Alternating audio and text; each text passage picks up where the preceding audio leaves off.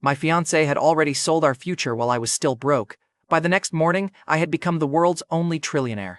The next time Renee saw me, she was on her knees inside Harbor Federal, begging me to take her back. I told the guard to remove her. He dragged out Renee and the rich sponsor who had ordered him to remove me.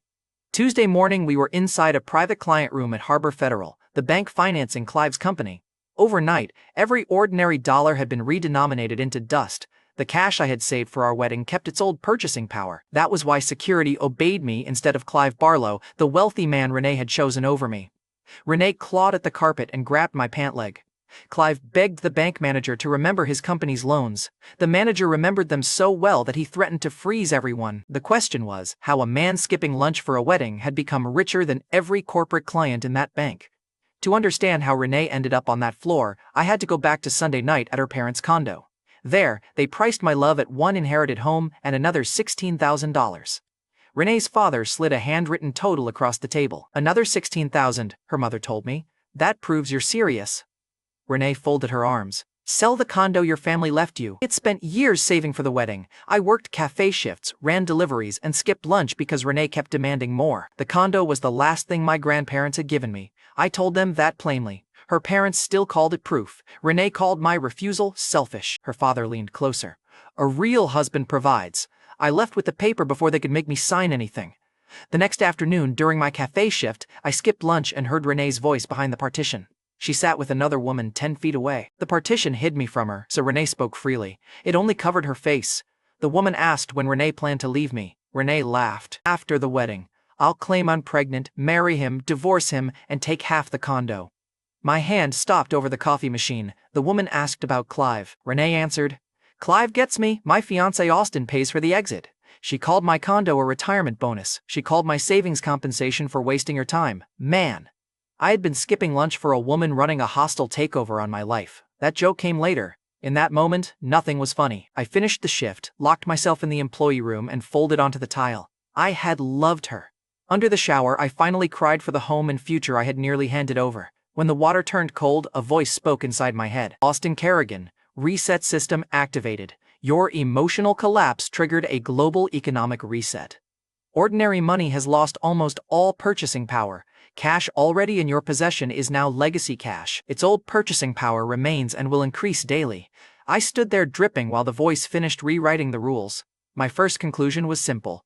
Grief had installed malware in my skull. I still had to pick up my younger sister at the airport. After the employee shower, I boarded the airport bus with the same coins I had always carried. The fare reader rejected my card. A suited passenger laughed at my jacket and asked whether I could afford the new fare. I pulled out a $1 coin. The driver checked the mint date. His hand froze over the tray. Sir, I can't make change for that. The suited man stopped smiling. The driver said one piece of pre-reset cash could buy the bus several times over. I put the coin away and got off before loose change created paperwork. That proved the reset system was real. Across the street, phones, bags, and watches carry prices made of tiny fractions. My wallet had kept yesterday's power in a world that had lost it. So I went to Harbor Federal. 20 minutes later, the teller called my number. The teller at my window stayed polite until I placed $1,000 in legacy cash on her counter. She counted 3 bills, stopped, and called her manager. One authentication check later, the teller escorted me upstairs. Harbor Federal placed me in its highest private tier and issued the Diamond Black card. Before the manager finished explaining it, Renee entered with Clive Barlow, the older corporate sponsor she had chosen over me. Renee saw me at the private table and smiled. Did you come here to borrow the $16,000? Clive looked me over. So, this is the fiancé? My former fiancé, Renee corrected. She squeezed Clive's arm. He still thinks we're getting married. That was her affair confession, delivered like I was slow for hearing it late. I stood. Good. Now I don't have to waste another sentence ending it. Renee's smile twitched.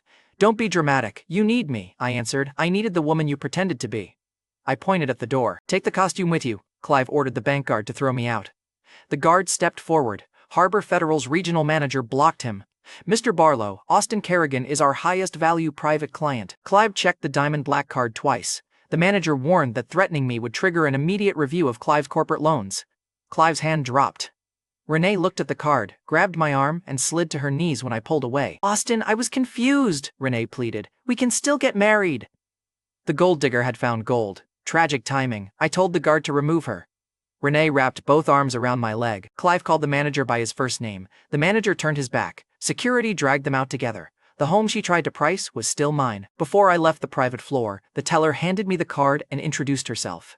Amber Linley was the clerk who had authenticated my impossible deposit. With the account open, I went straight to the airport for my younger sister Maeve.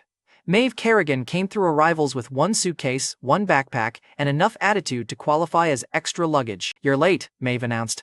"I became financially complicated this morning." Maeve studied my jacket. "You look exactly as broke as yesterday." "Thank you, I was worried the glow-up looked expensive." She linked her arm through mine and asked for ice cream. "No condo, no proof of love, just ice cream." That tiny request hit harder than the bank card. Maeve inspected the strange card, shrugged, and made me carry her suitcase anyway. She got 1 bite before a rich kid tried to impress her by insulting me. A group of students noticed Maeve near the airport coffee shop. Their leader was Travis Prescott, a rich university kid who wore his car keys like a personality. Travis looked at me, then smiled at Maeve. "Your brother couldn't even dress for your arrival?" He jingled the keys to a modified car and offered Maeve a ride. The 2 girls with him watched for her reaction. Travis had built the whole moment around the assumption that expensive metal beat family. Maeve answered before I could. "He dressed to pick me up." "You dressed to be noticed from space." One of Travis's friends laughed. Travis did not. Then the reset system spoke again. "Mission, spend 1 legacy dollar within 2 hours. Reward, triple strength. Failure, mission forfeited." The rule was simple: spend 1 full legacy dollar. The problem was that the entire coffee shop could barely charge a fraction of 1. Travis watched me study the menu and smirked at my jacket. He offered Maeve a drink. She took my arm instead. So I walked to the register and paid for everyone in the shop. The manager stared at me until I placed legacy cash on the counter. Cups started moving. Strangers cheered. Maeve stole the first ice cream from the order because family has no respect for ceremony. Travis raised his voice. "Look at them. 1 free drink and every poor person in the building loses their mind." The cheering stopped. A delivery driver turned around. A tired mother stepped away from Travis. The 2 girls beside him suddenly remembered they had never met him. The shop manager stopped serving Travis. A student handed his untouched drink to Maeve. 1 insult had cost him the crowd, the girls, and the only clean path to the door. Travis tried to leave through the crowd he had just insulted. Somebody bumped him. Somebody else stepped on his shoe. By the time he reached the door, he was on the floor protecting his hair. He was cooked by people holding free coffee. The total still sat below 1 legacy dollar. I told the manager to prepay every order until the register reached exactly 1. The reset system chimed. "Mission complete! Triple strength awarded!" A small white pill appeared in my palm. I swallowed it before I could reconsider. My muscles tightened. The metal spoon in my hand bent. I gripped the edge of a steel chair and felt it flex. The chair groaned under my hand. Maeve stared at it. "New gym? Very exclusive." Before sunset, Lauren Tate drove us to my company. An executive named Keith Dugan was stealing the presentation I had built. Lauren was my manager and the only executive who had ever defended that project. She arrived in a red sports car wearing a red dress that had no business helping my concentration. In my defense, the dress was winning the argument. Lauren caught me looking. "Eyes up, Austin. Your presentation starts in 20 minutes. Maeve buckled in. He was staring at the dashboard. Lauren smiled. The dashboard wasn't breathing. I considered walking beside the car. Lauren squeezed my knee once, then turned serious. Heath had taken my materials, removed my name, and scheduled himself as presenter. He had also locked my work account and told the staff I had missed the deadline. Lauren had reopened the account herself, copied the final deck, and called me before Keith could erase it. Her rescue came with a backup file and a 20-minute deadline. The flirt lasted 3 seconds. The theft had a deadline. Maeve waited in the lobby with her suitcase while Lauren pulled me into the conference room.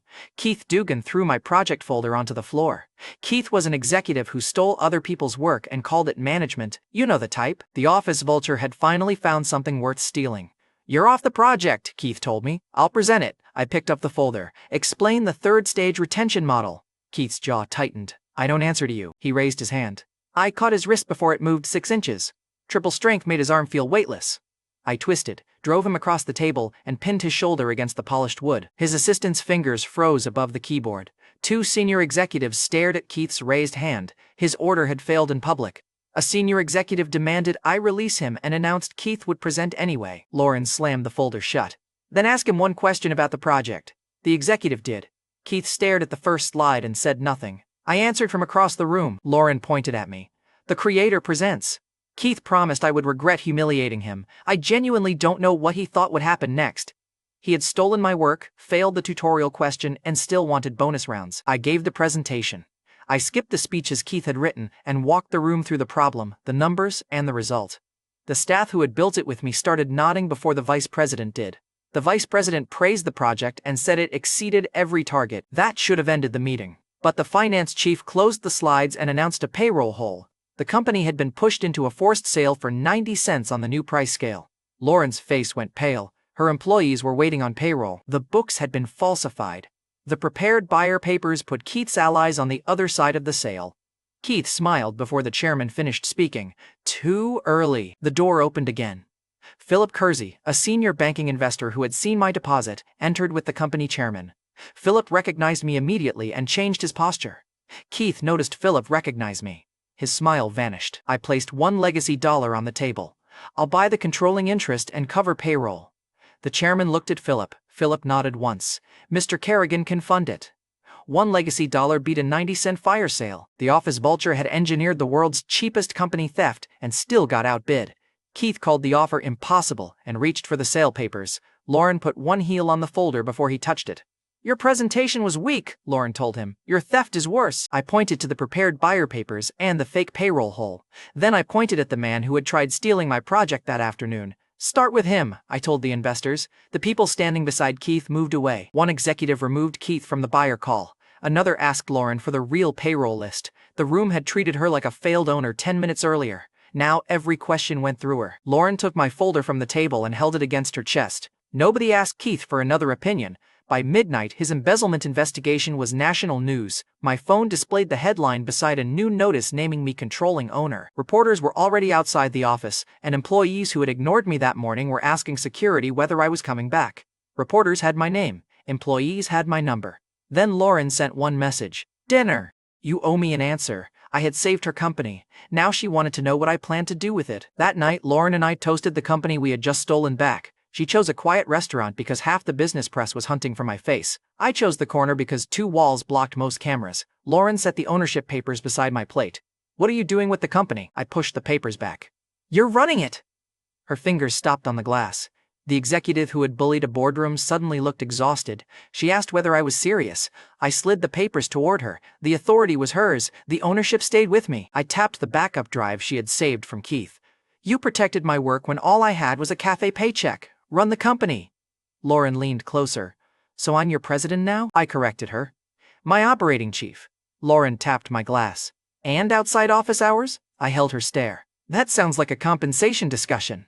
Lauren smiled. Good, I bill overtime. She stood, caught her heel and twisted her ankle. I carried her to Granite Crown Hotel because walking had stopped being an option. The front desk upgraded the room without explaining why. At the time, I assumed Lauren's dress had negotiated better than I could. Inside the suite, I put her on the bed and reached for the door. Lauren caught my tie.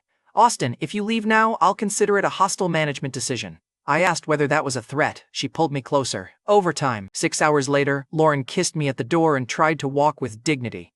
Her legs filed a different report. Mutual, enthusiastic, extremely bad for my sleep schedule. The reset system interrupted the afterglow with the emotional range of a tax notice. Mission. Spend $50 legacy. My balance had also grown 5% overnight. Apparently heartbreak came with compounding interest. I offered to inject part of the mission amount into the company. Lauren straightened despite the wobble. No, we stabilize first. You don't fix sabotage by flooding every department with money. I closed the transfer screen and left the operating papers in front of her. A second notice flashed before I closed the screen. Controlling shares in Granite Crown Hotel acquired. I was too tired to process it. That mistake would become hilarious later.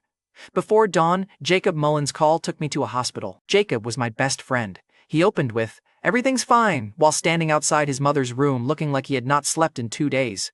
His mother had treated me like family long before anyone called me a private client. Now she lay behind the glass while Jacob hid a bill in his jacket. I asked what they needed. Jacob shook his head. You've got your own mess.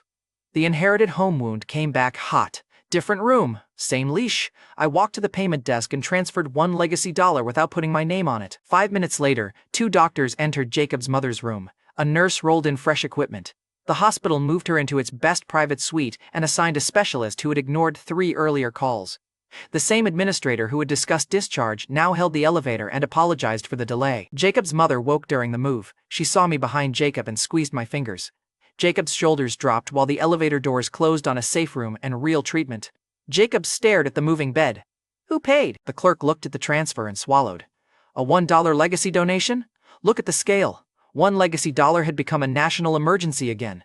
Jacob found me near the elevator. He grabbed my shoulder, demanding the truth. I turned too fast and hit him in the stomach. Triple strength folded him over my arm.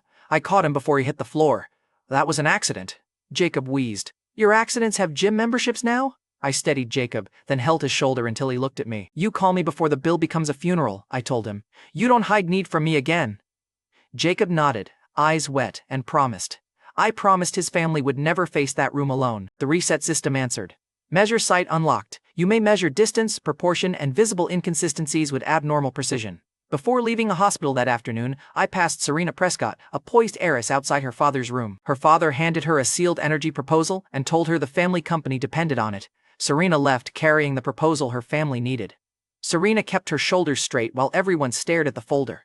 In my defense, I noticed her too. Serena left for Brighton State University. An older woman stepped into her path, dropped hard, and screamed that Serena had pushed her. Two strangers appeared instantly. One raised a phone, another pointed at a security camera and demanded compensation. Measure sight sharpened the scene. There had been a clean gap between Serena's hand and the woman's coat. The nearest camera faced the wrong angle. The second witness had started recording before the fall. I stepped between them. She never touched you. The older woman clutched her hip. You calling me a liar? Serena followed my glance to the camera, then raised her phone. Good. Then we'll use the slow-motion footage from the second camera. There was no second camera. The fake witnesses ran anyway. The older woman forgot her injured hip and sprinted after them. One planted witness dropped his phone. The other shouted that the woman had planned everything. Their little teen broke before the non-existent footage could load. Serena watched them disappear. You saw the gap. I measure things. Her eyebrow lifted. Women too? Only the ones being attacked by professional grandmothers. Serena laughed once and offered me coffee if I ever visited Brighton State University. Then she carried the energy proposal away with both hands. That evening, back in my apartment, I opened a live stream to clear my head. Two streamers were fighting a donation battle. The loud one had a beauty filter bending the shells behind her face. Measure sight caught the distortion immediately. I typed one comment asking whether her wall was supposed to breathe. She banned me in 3 seconds. Petty mistake. The other streamer was Zara Maddox, a quick-talking creator losing badly while laughing at her own empty gift counter. I sent 5 yacht gifts to her side. The counter flipped. Zara's chat stopped apologizing and started counting. The rival streamer called the gifts fake, refreshed the screen, and watched all 5 remain. The rival unbanned me and demanded I correct the mistake. So I sent Zara 5 more yachts. I added one message. Blocking me did not improve your odds. The rival apologized on camera. Zara leaned toward her screen, found my account, and grinned. Dinner, Zara told me through a private call. My sponsor deserves food. I told her 10 digital yachts did not make me her sponsor. Zara rested her chin on one hand. My family keeps arranging rich men for dinner. You're the first one I selected myself. That explained the expensive background and the complete lack of panic over the money. Zara was a wealthy heiress who streamed for fun. Her family kept choosing the guest list. She told me the latest arranged candidate had spent dinner describing the wife he expected. Zara had left before dessert and opened her stream out of spite. My 10 yachts arrived while she was still angry. Zara said her crew was filming in the market district that night and told me to scout dinner options. I accepted because curiosity has caused most of my injuries. So I walked through Riverside Market District looking for food. A restaurant owner was begging 3 thugs to stop carrying out her equipment. The leaseholder standing beside them had raised the rent overnight and ordered the space emptied before redevelopment. The woman pointed at a contract. I own this place. The contract named her as leaseholder. The thugs acted like it named her queen. The rent parasite had confused control of the rent with ownership of the land. One thug grabbed the restaurant owner's stove. I took it from him. The second swung. Triple strength put him against the wall before he finished deciding whether I looked poor. I called Philip Kersey, the banking investor who had recognized my deposit, and asked who owned the land beneath the lease. Philip answered in one sentence. The leaseholder controlled rents. She did not own the district. Buy it, I told him. The woman laughed. You can't buy an entire district during lunch. Philip called back before the thugs stood up. The actual owner had accepted. I showed the leaseholder the transfer.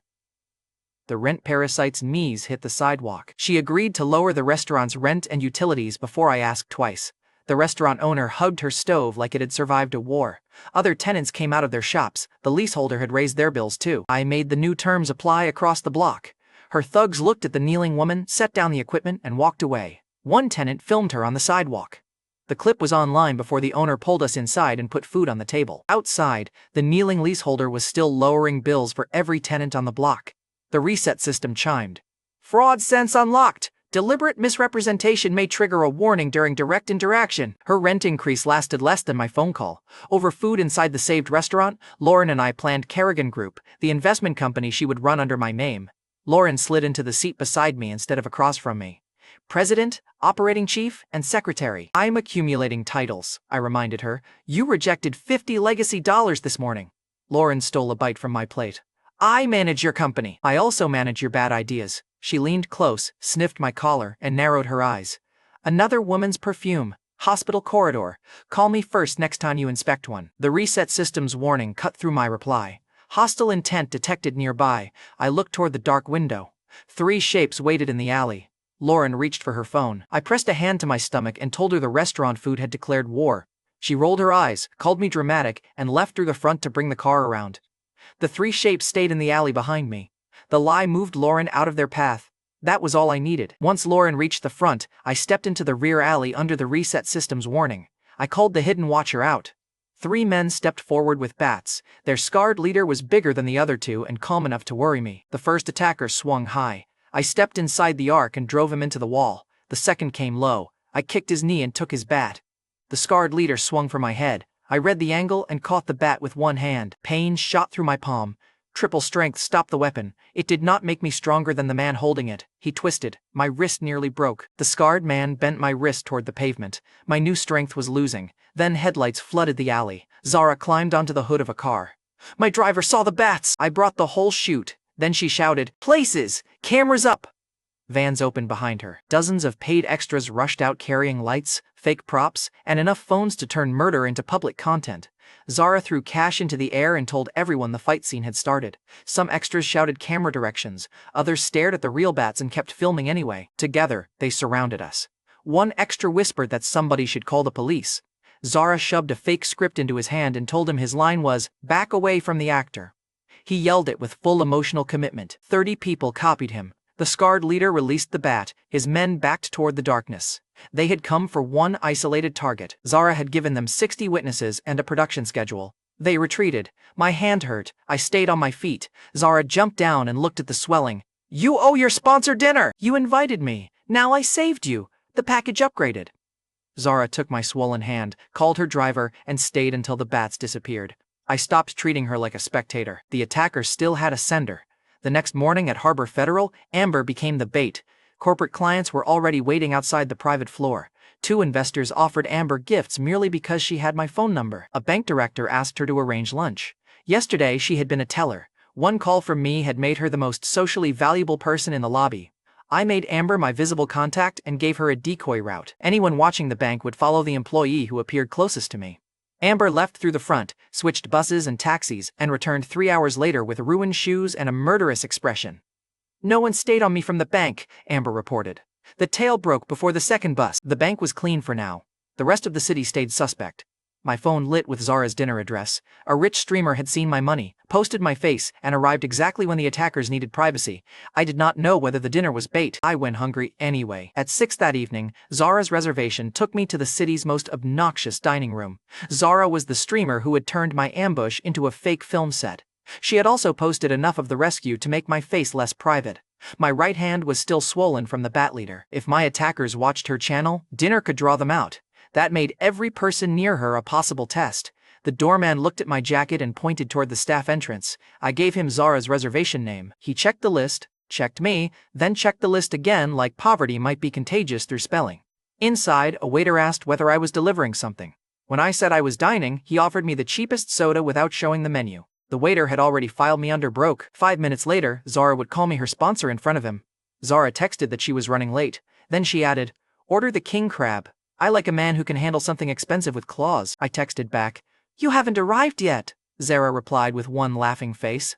"I ordered the king crab." The waiter looked at my clothes. "Sir, that item is expensive." "So was your opinion." "I didn't order that either." A woman at the bar laughed and moved into the empty seat beside me. She introduced herself through perfume, a low neckline, and a story about being lonely. In my defense, the performance had production value. She touched my sleeve. I moved my arm. Then she stood, bumped her own chair, and threw herself against the table. Her glass tipped toward me. I stepped aside. The water hit an innocent diner behind me. The woman screamed that I had grabbed her. A man near the bar started recording immediately. 2 staff members closed the aisle. The waiter who had mocked my soda grinned like the accusation proved his first guess about me. The woman pointed at me. "Apologize and pay or I call the police."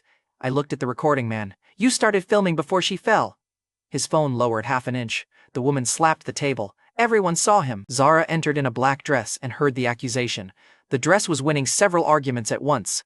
Zara caught me looking and smiled. Zara walked straight to the woman. "He sponsors my channel. Try the lie again with better witnesses." The recording man finally moved from the bar. The woman grabbed his sleeve and called him her husband. Zara demanded the restaurant check 1 camera angle. The manager watched 10 seconds and came back pale. The woman had aimed for me, created the collision, and signaled her husband before the water left the glass. Zara posted the clip and the couple's faces to her network. The restaurant group banned the woman from every affiliated property in the region. The scammer's smile vanished. Then her knees hit the floor. She bowed to me, then to the diner she had soaked. Her husband stepped forward. His name was Joey Pritchard. The manager stared at him, and his wife tugged his sleeve. Joey kept going. Joey spread his arms. "I'll pay for the whole table. Anything. Let's settle this." Zara smiled. "Anything?" Joey should have stopped there. Naturally, he made it worse. Zara ordered the restaurant's most extravagant bottle and added the largest seafood service on the menu. The total hit $3.20 on the new price scale. Joey stared at the screen. Ordinary wealthy people did not carry legacy cash. That bill could empty him. He tried a different strategy and leaned towards Zara. "Maybe you and I discuss it privately." Zara looked at his kneeling wife. "Your marriage is already public enough." Joey's face burned. He raised a hand at Zara. I caught his wrist before the slat moved. "You couldn't control your scam, your bill, or your hand," I told him. "Sit down." Joey tried to pull free. Triple strength kept him exactly where I wanted. The restaurant doors opened behind us. Philip Kersey entered with several investors who had been competing for access to me since the bank reversal. They greeted me by name and ignored Joey's raised voice. The manager stepped behind my chair. Joey's own recording man backed away from him. I released Joey and addressed the investors. "My next investment goes to whoever identifies the men who attacked me." Phones came out. Assistants started moving. Joey's eyes moved from the investors to his bill, and his raised voice died. Zara's smile faded. "My rescue post might have exposed you." She handed me her platform logs and security contacts before I asked. The scam was over. The investors had already opened calls about my attackers. Outside the restaurant, Joey tried to recover his pride in front of the investors. He disappeared for 10 minutes and returned with 6 men reaching inside their jackets. Philip's people stepped forward. The men pulled out coconut water. Music started from someone's phone. Joey's crew performed the worst synchronized dance I had ever survived. Then Joey dropped to his knees, grabbed my leg, and raised a coconut like a peace treaty. "Boss," Joey begged, "invest in me. I know people. I find people. I can be useful." The coconut water criminal had chosen employment over violence. Look, the plan was embarrassing. I hired him anyway. I told Joey he could help find my attackers. One stupid move against Maeve, Lauren, Zara, or me, and his investment pitch ended permanently. Joey agreed before I finished. The restaurant owner followed us outside with a VIP card. He apologized for the staff treatment and asked whether there was anything else he could fix. I pointed through the window at the waiter who had mocked my soda. The owner removed the waiter's badge and sent him away from the floor. The man watched my king crab leave in a takeout box. Small payoff. I enjoyed it anyway. The next afternoon, my younger sister Maeve called from her dorm at Brighton State University. Her bed was soaked. Her notebooks were in the trash. 3 roommates stood in the doorway telling her she should move out. I reached the room and looked at the damage. "Are they bullying you?" I asked. Maeve glanced at the 3 girls. They attempted a group project. 10 minutes later, Bridget Porter sat us across from the 3 girls Maeve had already flattened. Bridget was the university principal handling the dorm fight. She opened with, "I need an apology before parents, lawyers, and cameras find this room." The roommates cried in matching volume. One claimed Maeve attacked without warning. Maeve told us what happened. The first girl had thrown her notebook away. Maeve pointed out the bald patch under the girl's hair extensions. The second girl dumped water on Maeve's bed. Maeve wrapped her in the wet blanket and rolled her across the floor. The athlete charged last. Maeve caught her, turned, and slammed her onto the mattress hard enough to break the cheap frame. I had arrived ready to rescue my little sister. Apparently she needed a carpenter. Bridget looked at the 3 bruised girls. "Maeve still needs to apologize for the injuries." I made one call. Luxury bags, perfume, and a new phone arrived 20 minutes later.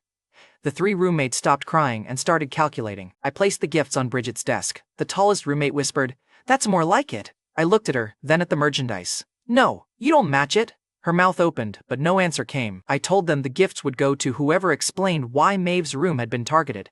One roommate blamed the athlete blamed the girl with the ruined extensions, the third pulled out her phone and showed me a payment message and a photograph. The payment came from Travis Prescott, the rich university kid Maeve had rejected at the airport. The rich idiot had turned one coffee shop humiliation into an attack on my sister's home.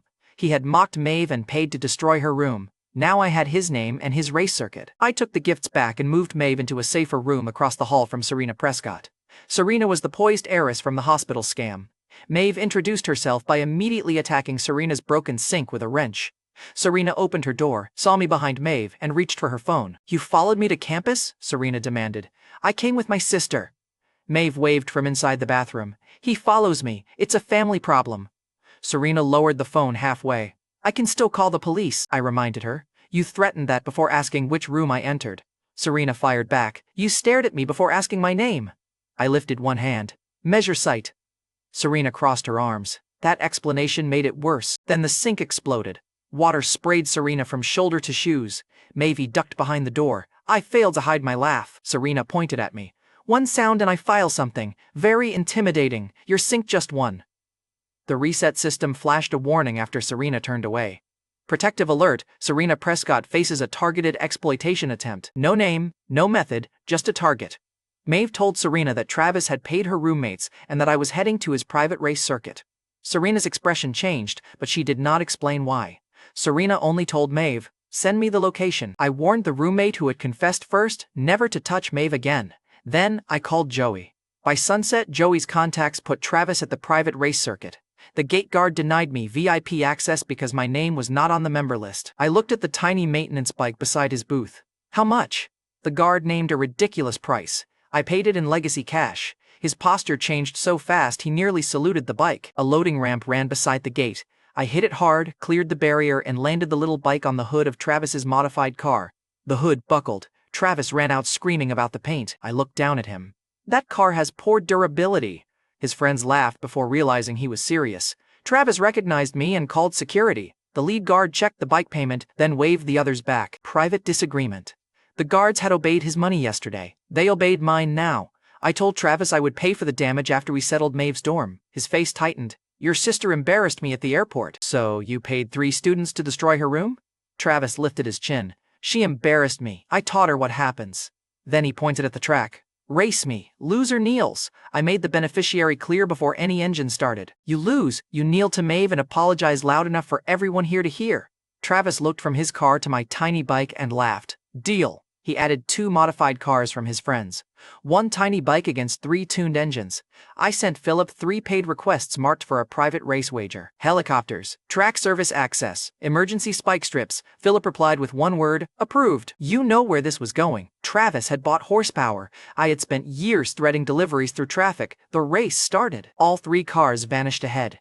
I stayed low and used the service lanes I had learned during years of deliveries. Cars needed width. The bike fit through gaps they could not use. The wager covered the finish line. It never banned service lanes, helicopters, or spike strips. The first helicopter lowered portable spike strips across the shortcut his friends used to box me in. 2 cars hit them. Tires burst. Both drivers spun into the runoff area. Travis stayed ahead. I cut across a maintenance path and reached his rear quarter. He saw me, swerved, and tried to crush the bike against the barrier. That stopped being a race. I dropped behind him, hit the ramp beside the service road, and grabbed the cargo line from the second helicopter. The bike lifted with me. Travis drove underneath, looking up through his windshield while the helicopter carried me over the blocked curve. His mouth was open. I hope he enjoyed the view. The pilot released me onto the final service lane. I landed hard, kept the bike upright, and crossed ahead of Travis. The third helicopter hovered beyond the finish as my exit route in case his friends forgot the wager. Travis came through too fast, clipped the barrier, and buried the front of his car in the safety wall. Under our wager, I won. One of the cars I had sent into the runoff had limped across a side timing line before me. The polished man standing beside Travis used that immediately. He stepped forward and claimed my win did not count because another car reached the line first. Before I could answer, Serena arrived with Maeve. Serena walked straight to Travis and slapped him across the face. Travis stared at her. "Sister?" That was how I learned Serena was his older sister. The polished man was Dominic Ralston, a wealthy family ally whose presence had been making track staff hesitate. Serena turned on him next. Serena snapped. "Dominic, the wager was between Travis and Austin. Stay out of my family." Dominic's expression stayed calm. His hand tightened around his phone. Travis claimed the bike, helicopters, and spike strips were cheating. I walked to his damaged car and punched the hood. Triple strength folded the metal around my fist. The track went quiet. I pointed at the ground in front of Maeve. Kneel. Travis looked at Serena for rescue. Serena stepped beside Maeve instead. Travis's knees hit the pavement. He started with a mumble. Maeve folded her arms. Louder! Travis tried again through clenched teeth. I pointed at the crowd. From the start! Then Travis shouted. Maeve, I paid those girls to destroy your room because you rejected me. It was wrong. I'm sorry. This time everyone heard. Maeve did too. Dominic looked at me over Travis's bowed head. He had watched money, family authority, and public status move away from his side in under 5 minutes. I thought making Travis kneel would end the Prescott problem. It only taught the man beside him exactly where to press next. Right after Travis finished shouting his apology, Maeve asked Serena for a jacket. We were still beside the wrecked race car. Travis remained on his knees. Dominic stood behind him with white knuckles around his phone. I looked at Serena, then at Maeve. Her clothes won't fit you. Serena's head snapped toward me. How would you know? Maeve looked between us. Austin, please explain with your life intact. Measure Sight had given me Serena's proportions the first time we met. Useful power. Terrible courtroom defense. I lifted both hands. The system measures distance and proportion. Serena folded her arms. You measured my proportions? Dominic's jaw tightened. Maeve smiled like she had found free entertainment. Look, the race was over. My next survival challenge had become women with follow-up questions. A black luxury car rolled onto the track before Serena could interrogate me. Joey Pritchard stepped out wearing sunglasses at night. The coconut water criminal bowed beside the open door. Boss, your rescue vehicle. Travis stared at him. You work for Austin? Joey looked down at Travis's knees. You work for your sister's allowance. Maeve covered a laugh. Serena did not bother. Joey leaned toward Travis. Your whole life is Serena's shadow with a sports car parked under it. Travis surged upright. Serena placed one finger on his shoulder. He sat back down. Joey pointed his chin toward Dominic. And that man hates being second in any room. His family money gets him invited everywhere. Being treated like a guest makes him feral. Dominic's stare sharpened. Joey had named his insecurity in public. I put Maeve and Serena into the car before the track became another fight. Joey drove while Dominic and Travis watched us leave. Outside the circuit, I gave Joey one order. Find the scarred man who attacked me, I told him. Find who paid him. Keep the police out of your methods. Joey grinned into the mirror. Dominic's people celebrate at a private club after races. Phones stay outside. The cameras don't. Legal enough to explain? I asked. Joey grinned. Illegal enough to work. I said his name once. Joey. He raised one hand. Understood. No headlines. 18 minutes later, after midnight, Joey led me through the private club's side entrance, where wealthy people paid for silence. The security operator guarded the camera room and repeated the club's privacy rule. Joey asked for footage from the room beside Dominic's regular table. The operator refused. I placed one legacy dollar in his hand. He closed his fingers, then opened them again. The club survives on discretion. I added a second. His breathing changed. I pressed 5 legacy dollars into the same palm. Your discretion just retired. The operator locked the door behind us. 1 legacy dollar had moved a hospital patient into royal treatment. 5 bought a rich man's sacred silence. The economy remained absurd. He played a short recording from the next room. The scarred bat leader sat with 2 men. His face was clear. His boss stayed outside the camera angle. The scarred man said, "We ruin Serena Prescott in public. We isolate her. Then the boss arrives as the only man willing to protect her." A second voice asked when. "Her birthday," the scarred man answered. "The hotel spectacle softens her first." That was all we needed. The recording gave us the method and the birthday. It kept the boss's name hidden. Joey tapped the screen. "Travis knows her schedule. Dominic has the money for a spectacle." I cut him off. "Suspicions. We still need the man giving him orders." The security operator slid 2 of my coins back. I pushed them back. "Keep them. Forget our faces." He lowered his voice and nodded. "You were never here." Joey waited until the door closed. $5 for footage and amnesia." "Boss, I chose the wrong career," I reminded him. "You chose coconut water." Joey lifted his chin. "That was a strategic pivot. The footage gave us a direction." The boss still had no face. On our way out, music started in the club's main room. A woman in a glittering stage outfit stood behind a curtain while Clive Barlow gripped her arm. I recognized both of them. Bridget Porter was the principal who had mishandled Maeve's dorm fight. Clive was Renee's former sponsor, the same bank-broken Peacock Harbor Federal had dragged out beside her.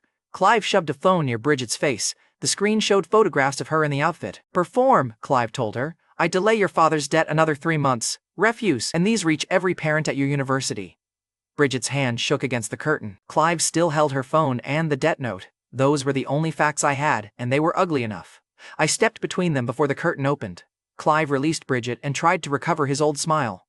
"Austin, this is private." I took the phone from his hand. "You lost the right to use that word at Harbor Federal."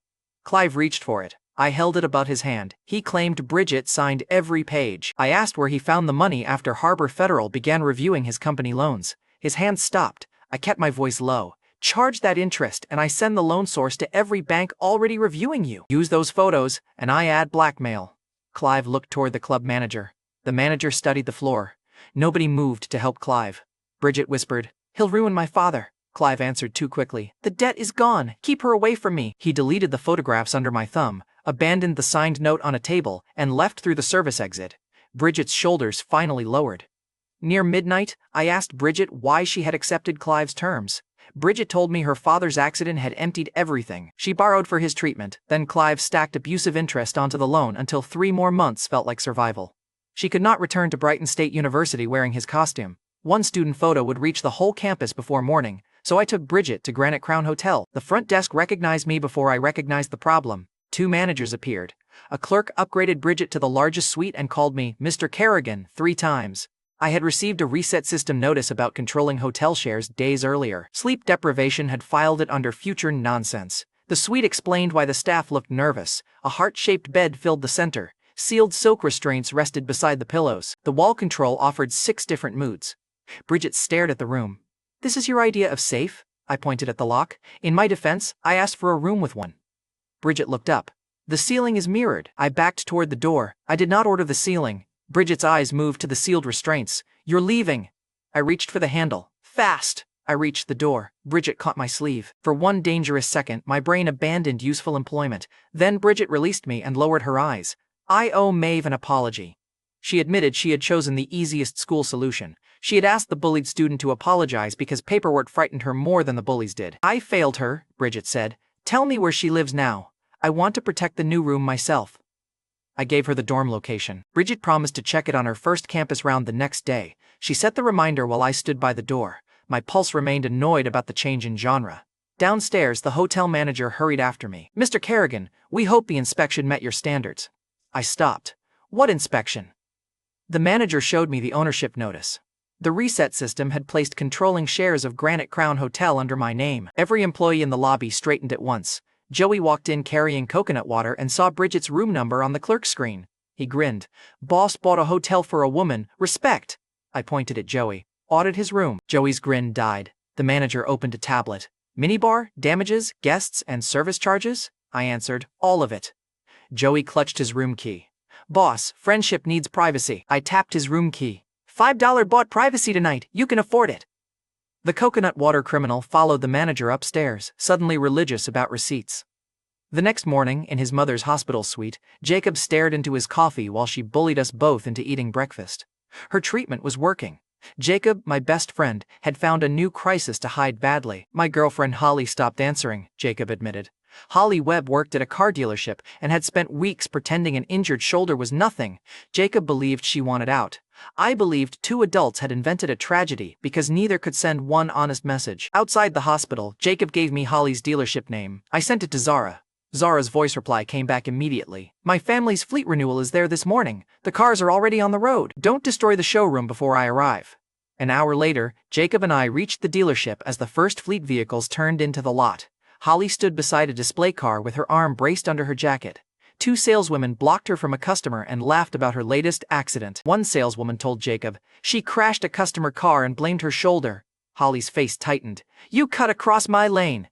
The second woman smirked. "The owner believed us." There it was. They had caused the collision, pinned the damage on Holly, and used her injury to steal every decent sale. Jacob demanded an apology. The dealership owner came out of his office, heard both sides, and chose the women who flattered him. He tore Holly's sales sheet in half and dropped it beside her shoes. One of the favored women claimed Holly had scared customers away by wearing the brace. "Holly pays the damage," the owner announced. "You 2 leave." Jacob stepped forward. The owner pointed at security and promised to blacklist Holly across every showroom he knew. He had reached the part where arrogance starts ordering extra consequences. Black fleet vehicles filled the showroom windows before Jacob could answer. The owner looked outside just as Zara walked through the front doors carrying the renewal packet. She took one look at Holly's brace and the owner's smile. Zara lifted the packet. My family can move its fleet order. Your inventory loan and supplier guarantee both run through Austin's network. The owner laughed at my jacket. You think this man controls my financing? I stopped Zara before she canceled anything. The owner mistook that for mercy. He ordered security to remove us and told Holly to surrender her badge. Good. He had chosen with witnesses. I sent one group message to the lender, supplier guarantor, and Zara pull. Zara canceled the fleet renewal as we walked out. Jacob came with us without looking back. Holly dropped the badge on the desk and followed. Behind us, the owner's phone rang. His inventory credit vanished first.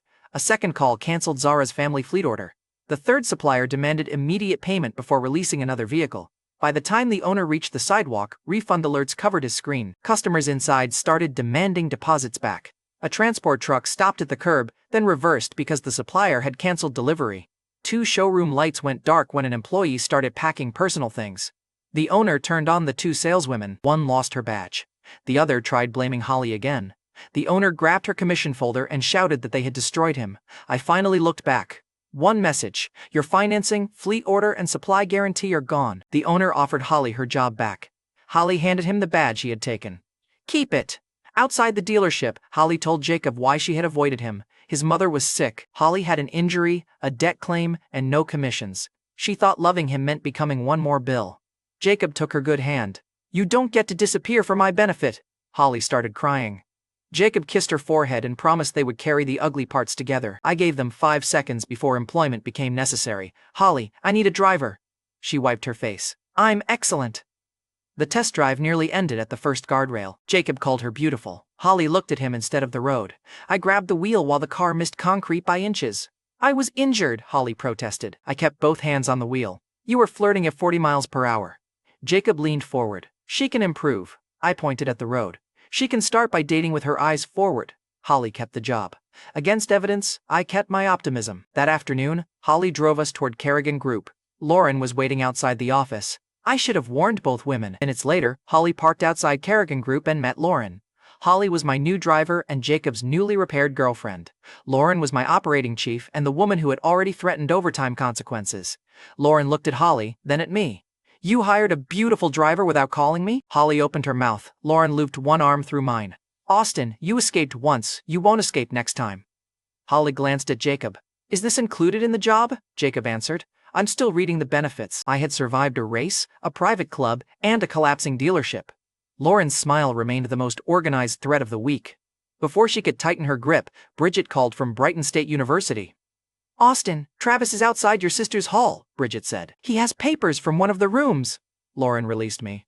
Holly hit the gas. 30 minutes later, Holly stopped outside Maeve's dorm building. Bridget had Travis pinned against a wall with one hand on his jacket. The university principal had made her afternoon campus round exactly as promised. She caught Travis leaving the next door. That door belonged to Serena. Travis twisted free and ran. I caught his wrist before he reached the stairs. He tried swinging with the other hand. I turned the arm behind his back and pressed him against the rail. A folder spilled open beneath us. The first page showed the same energy proposal Serena's father had given her at the hospital. Maeve's room was across the hall. Travis had used the old bullying mess as cover to steal from his own sister. Bridget stared at the pages. I thought he was targeting Maeve again. You stopped him anyway, I told her. Travis yelled that I had broken his arm. He moved it perfectly while pointing at me. A patrol car took us to the station because Travis demanded charges. The rich idiot had lost one public wager and immediately requested a sequel with fluorescent lighting. Detective Erica Donnelly put Travis, Serena, Bridget, and me inside one interview room. Erica ran the station floor with clipped orders and zero wasted movement. She took the energy proposal, separated the papers, and made Travis stop talking with one look. Travis tried using the Prescott name to demand a private office. Erica slid a plastic chair toward him. Your family name fits here, he threatened complaints. Erica handed him a blank form and told him to spell carefully. The station officers stopped treating Travis like a victim. One moved his chair away from the desk. Another returned the water he had ordered. Serena arrived 5 minutes later. She checked the folder first. Every page was there. Then she faced Travis. I'm dropping the complaint, Serena told Erica. Travis smirked at me and rubbed his shoulder. Then Austin pays for my injury. Serena opened her banking app. Move that arm again and your allowance survives.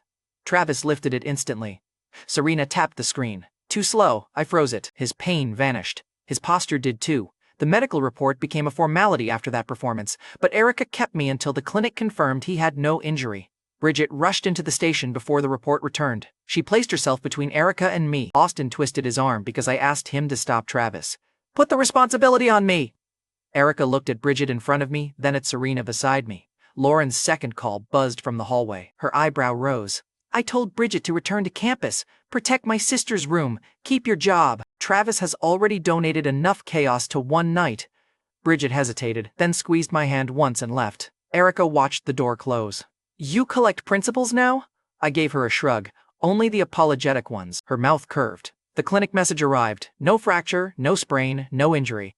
Erica cleared me and closed the file. Then she leaned across the desk. "You still twist wrists before asking questions, Austin Kerrigan." I looked at her properly. Erica had been my senior in school. She was also my first crush, the girl who had vanished before I ever learned why. She had traded a school jacket for a detective badge. The dangerous smile had survived the upgrade.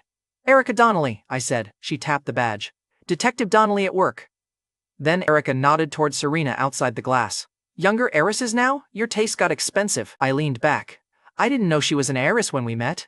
Erica glanced toward Bridget's departing figure. "And the principal?" "Debt rescue," I told her. Erica tapped my buzzing phone. "The operating chief?" I checked Lauren's name on the screen. "Company emergency." Erica stood. "You need dinner and an alibi." I followed her because old crushes remain terrible decision-making aids. When Erica's shift ended, her dinner invitation became a cleaning sentence at her apartment. Clothes covered the couch. Takeout boxes occupied the table. One clean plate sat on a chair. Erica handed me a trash bag. "You're taller, start with the shelves." I opened the bag. Detective abuse. Erica tossed me a shirt. Community service. Look, I had become the richest man alive. I still spent Friday nights separating one woman's socks from police paperwork. Erica sat on the counter and asked how many girlfriends I had. I answered, none. She counted on her fingers. The heiress, the principal, the operating chief who called twice. I held up the trash bag. "That is a witness list." Erica kicked my shin. "Bad answer." I asked how many men had eaten dinner in her apartment. Erica pointed at the only clean plate.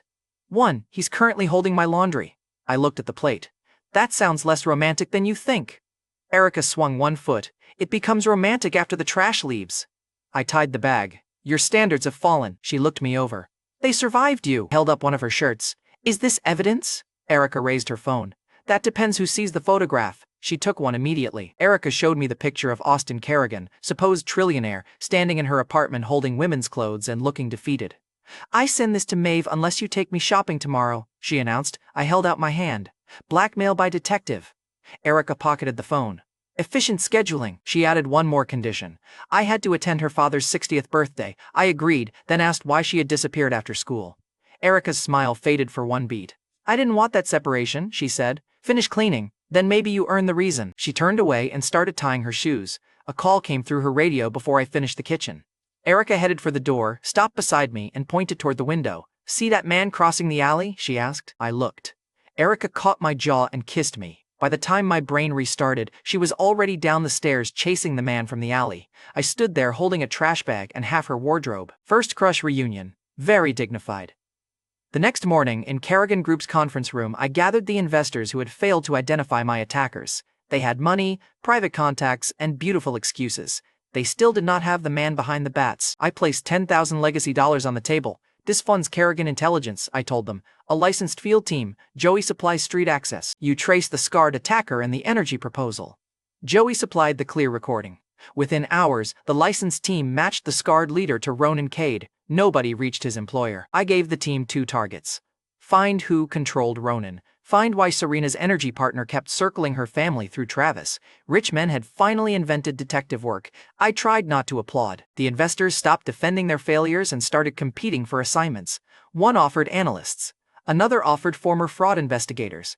A third tried attaching his own name to the company before the ink dried. I removed his name from the draft and gave Lauren final hiring authority. Joey asked whether his job title could include executive. I gave him field source. He demanded a company car. "You arrived in one," I reminded him. Joey patted the keys. "That car is my personal brand." I pointed at him. "Your personal brand surrendered with coconut water." He complained for 7 minutes, then delivered 3 useful phone numbers. I saved them. That night, Joey called from Granite Crown Hotel. Dominic's people had rented the top floor for Serena's birthday. Ronan supervised crews installing fireworks, drones, and a private stage. Joey whispered, "Boss, they're using your hotel to seduce Serena." I told him, "Cancel it." Joey lowered his voice. "Counter-proposal, we steal it." I closed my eyes.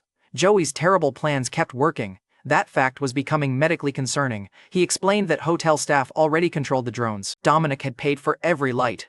Joey wanted to change the final display and let Dominic discover the ownership issue in public. "Do nothing dangerous," I told him. Joey paused. "Define dangerous." I rubbed my forehead. "Nothing involving fire," Joey answered. "The fireworks are already installed." So I went to Granite Crown Hotel. At midnight, Serena arrived beneath a sky full of fireworks. Dominic stood beside Travis and Ronan on the hotel terrace. The heir with a spreadsheet for a soul wore a white suit and acted like he had purchased the moon. Drones formed Serena's name above the building. Guests raised phones. Hotel staff lined the terrace. Dominic had built an audience because private pressure was too small for his ego. He presented Serena with a jeweled folder containing the energy contract. Travis stood beside him, smiling like the stolen pages had earned a promotion. Dominic offered his hand. "Tonight is for you, Serena. Our families can begin the energy partnership together." Serena stayed beside the terrace rail. She did not take his hand. She raised the recovered proposal. "Travis stole a copy from my room yesterday. Still brought him here." Travis's smile broke. Several guests lowered their phones toward him. Dominic tried speaking over her. "This is a business celebration," Serena answered. "Then stop presenting it like an engagement." The drones shifted. Her name broke apart. Hundreds of lights rearranged into 2 letters. K. I walked onto the terrace and looked up with everybody else. Joey had not mentioned the initials. Serena turned toward me. Color climbed into her face. Travis looked ready to fight the sky. Dominic snapped at the hotel manager. "Change it back." The manager stepped beside me. "Mr. Ralston, Austin Kerrigan controls Granite Crown Hotel," Dominic demanded the regional owner. The manager handed him a tablet already opened to the controlling share record. He checked my name, closed the page, and opened it again. Nobody moved to change the drones. Dominic's order died in his mouth. The staff member holding his champagne tray walked past him and offered the first glass to me. A photographer pivoted away from Dominic and framed Serena beneath my initials. Ronan recognized me from the alley. His shoulders went rigid. Travis checked the hotel manager's face, hoping for a joke. Nobody laughed for him. Joey appeared behind the drone console and gave me a thumbs up. My worst useful employee had stolen Dominic's birthday spectacle and branded it with my initials. Serena walked closer. "You did all this?" I pointed at the sky. "I learned about the letters 12 seconds ago." Joey cut in from the console. "He's romantic under extreme supervision." Dominic forced his smile back. "Serena, we should discuss the partnership privately." Serena faced him. "No." Dominic's hand stayed extended in front of every raised phone. She held up the recovered energy proposal.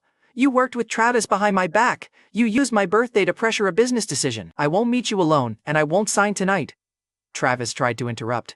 Serena looked at him once. He remembered his frozen allowance and closed his mouth. Dominic told her he could find another partner. Serena answered, "Then find one. He left beneath fireworks he had paid for and initials he hated."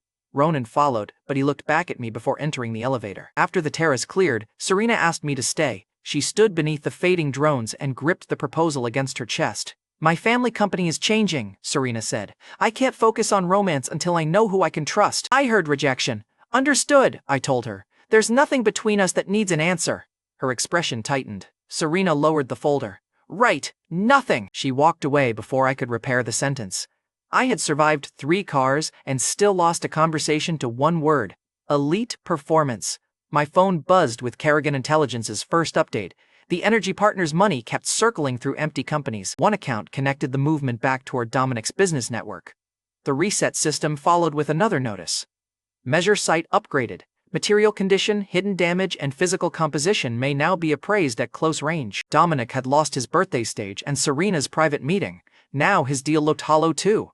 He had spent a fortune making himself visible. Kerrigan Intelligence had finally given me one account to test. The next collision would come through the company he wanted her to trust. The next evening, Zara escaped another arranged dinner and joined me near Riverside Market District. She was the streamer who had saved me with paid extras. She also treated public chaos like a professional skill. Zara held a camera while we walked the edge of the district. My date spent 20 minutes describing the wife he plans to order. I asked, "What did you say?" Zara smiled. I asked whether she came with a warranty. She had left before dessert. Naturally, she turned the escape into a neighborhood vlog. Her camera found trouble before dinner did. 2 men stood outside an old brick building. An elderly landlady held a folder against her chest while they threatened to ruin her son's company unless she sold. One man offered 60 legacy dollars and called it generous. Fraud sense flashed as soon as he claimed the building had no future value. I asked the landlady what it was worth. 100, she answered. They know my son is trapped. They want 40% off before Monday. The men told me to leave. I looked at the landlady. I'll pay 150. Zara lowered the camera. The landlady stared at me. I transferred the money before the two men finished laughing. The landlady checked her account twice. Her son's emergency disappeared. The men lost the distress sale and every excuse to stand on her steps. One reached for the folder. I caught his wrist and handed the papers back to her. Monday can handle signatures, I told the landlady. Tonight, the building stays yours until the transfer finishes. The men left after Zara aimed the camera at their faces. The landlady squeezed both my hands, then smiled at Zara. Your girlfriend has good instincts.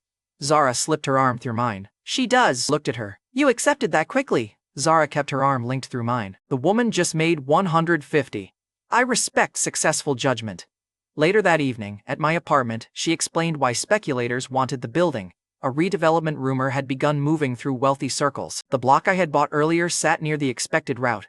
Zara fell asleep on my couch before finishing the story. When she woke, she searched the cushions and went pale. Her bracelet was missing. Measure Site found it beneath the couch. The new appraisal function read old metal, worn thread, and almost no market value. Zara took it carefully. My mother gave me this before she died. She closed her fingers around it before checking the clasp. The clasp had bent. I repaired it with my fingers and fastened the bracelet around her wrist. Zara watched my hands. You buy buildings for strangers and repair cheap jewelry for streamers, I told her. I contain financial confusion. She leaned closer. Her eyes dropped to my mouth. Then Zara touched the bracelet, glanced toward the door and stepped back. Zara backed toward the door. Good night, sponsor. She left before either of us turned the almost kiss into a real one. At 12:01 Saturday morning, Erica knocked on my door. The detective and former first crush held up the photograph she had used to blackmail me. Saturday started 1 minute ago. Shopping promise? She entered, inspected the couch, checked the second cup, and headed straight for my bedroom. Looking for a criminal? I asked. Erica opened my bedroom door. Rivals. I leaned on the frame. Any warrants? She checked under the bed. Jealousy has broad jurisdiction. Erica found nobody, so she tried cooking. The eggs burned, the pan smoked. She blamed my stove and ate the pasta I made instead. Then she challenged me to push-ups because losing in the kitchen had damaged her authority. Erica climbed onto my back for resistance. 20. I did 40. She slid off and narrowed her eyes. Show off. I pushed myself up. You brought a badge to breakfast. Erica pointed toward the second cup. You brought women's perfume to an interrogation. Look, the richest man alive spent Saturday morning doing push-ups for a jealous detective. The reset system had unusual hobbies. After sunrise, Erica and I went shopping for her father's 60th birthday. Erica wanted a rare saxophone from a small music store. The clerk had already wrapped it. Then Gloria Fenn walked in with a black card and a companion carrying her bags. She was loud and cruel to anyone wearing a name tag. She demanded the saxophone after the clerk explained it had been sold. The clerk refused politely. Gloria slapped her. The manager hurried over, bowed to Gloria, and ordered the clerk to surrender the instrument. Erica reached for her badge. I caught her wrist. Don't give Gloria a police scandal. She already brought her own punishment. Measure Site caught Gloria's swollen stomach first. Her shallow breathing and bitter breath confirmed the rest. I stepped between her and the clerk. Gloria waved her black card at me. Move, I answered. You need water, fiber, and several private hours. Her companion choked on a laugh. Gloria's face darkened. Are you calling me sick? I held her stare. I'm calling you constipated. The store went quiet enough to hear the clerk unwrap one corner of the saxophone. I added, your breath is bad enough to make the clerk back up. Gloria swung at me. I caught her hand before it reached my face. She screamed that I had harassed her. I pointed at the clerk's red cheek and Gloria's trapped wrist. You slapped her. You swung at me. Pick a lie with fewer witnesses. Gloria yanked free and stormed toward the door. Her body betrayed her halfway there. The first sound stopped her companion. The second sent two customers behind a display case. By the third, Gloria's own companion dropped the shopping bags and announced they had arrived separately. Gloria tried to blame the store. Another burst killed the accusation. The wealthy bully had entered to steal an instrument. She left clearing the room through biological force. The store owner called during the chaos. He fired the manager for bowing to an assault and told the clerk to complete Erica's sale. Erica accepted the saxophone without touching her badge. Her smile toward me gained dangerous warmth. The reset system chimed. Restoration, hand unlocked. Through touch, you may sense and adjust physical pressure, injury, and imbalance. Error remains possible. A healing skill with a warning label. Excellent. Even the system expected me to mess up. Before Erica could claim the rest of Saturday, Granite Crown Hotel called about a guest's ruined skin. At Granite Crown Hotel, a couple displayed angry red patches across their arms and demanded 500,000 current dollars. They insisted the money enter the manager's personal account. Fraud sense triggered on the account demand. The rash stopped exactly where their sleeves had covered the skin. Every demand focused on a personal transfer and a receipt. I told the manager to authorize the transfer and keep the receipt visible. The husband smiled too early. His wife asked the manager to write compensation in the transfer note. The husband demanded the receipt before the money settled. They were building evidence faster than they were treating the rash. I let them keep talking. Fraud sense kept pulsing with every sentence. Then Ronan Cade entered. He was the scarred leader who had nearly broken my hand in the alley. Kerrigan Intelligence had identified his name. Now he walked into my hotel wearing a dark coat and carrying a small packet of white powder. Ronan looked at the transfer receipt.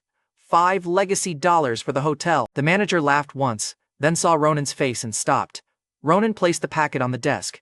Refuse, and this appears in a guest room. That personal payment proves management tried buying silence. I picked up the packet. Measure site showed uneven grains, moisture, and cheap filler. Ronan had brought wheat product and enormous confidence. I opened a sugar packet from the coffee tray, poured it into a clean sample sleeve, and held it beside his. Yours is cut badly, I told him. Mine is cleaner.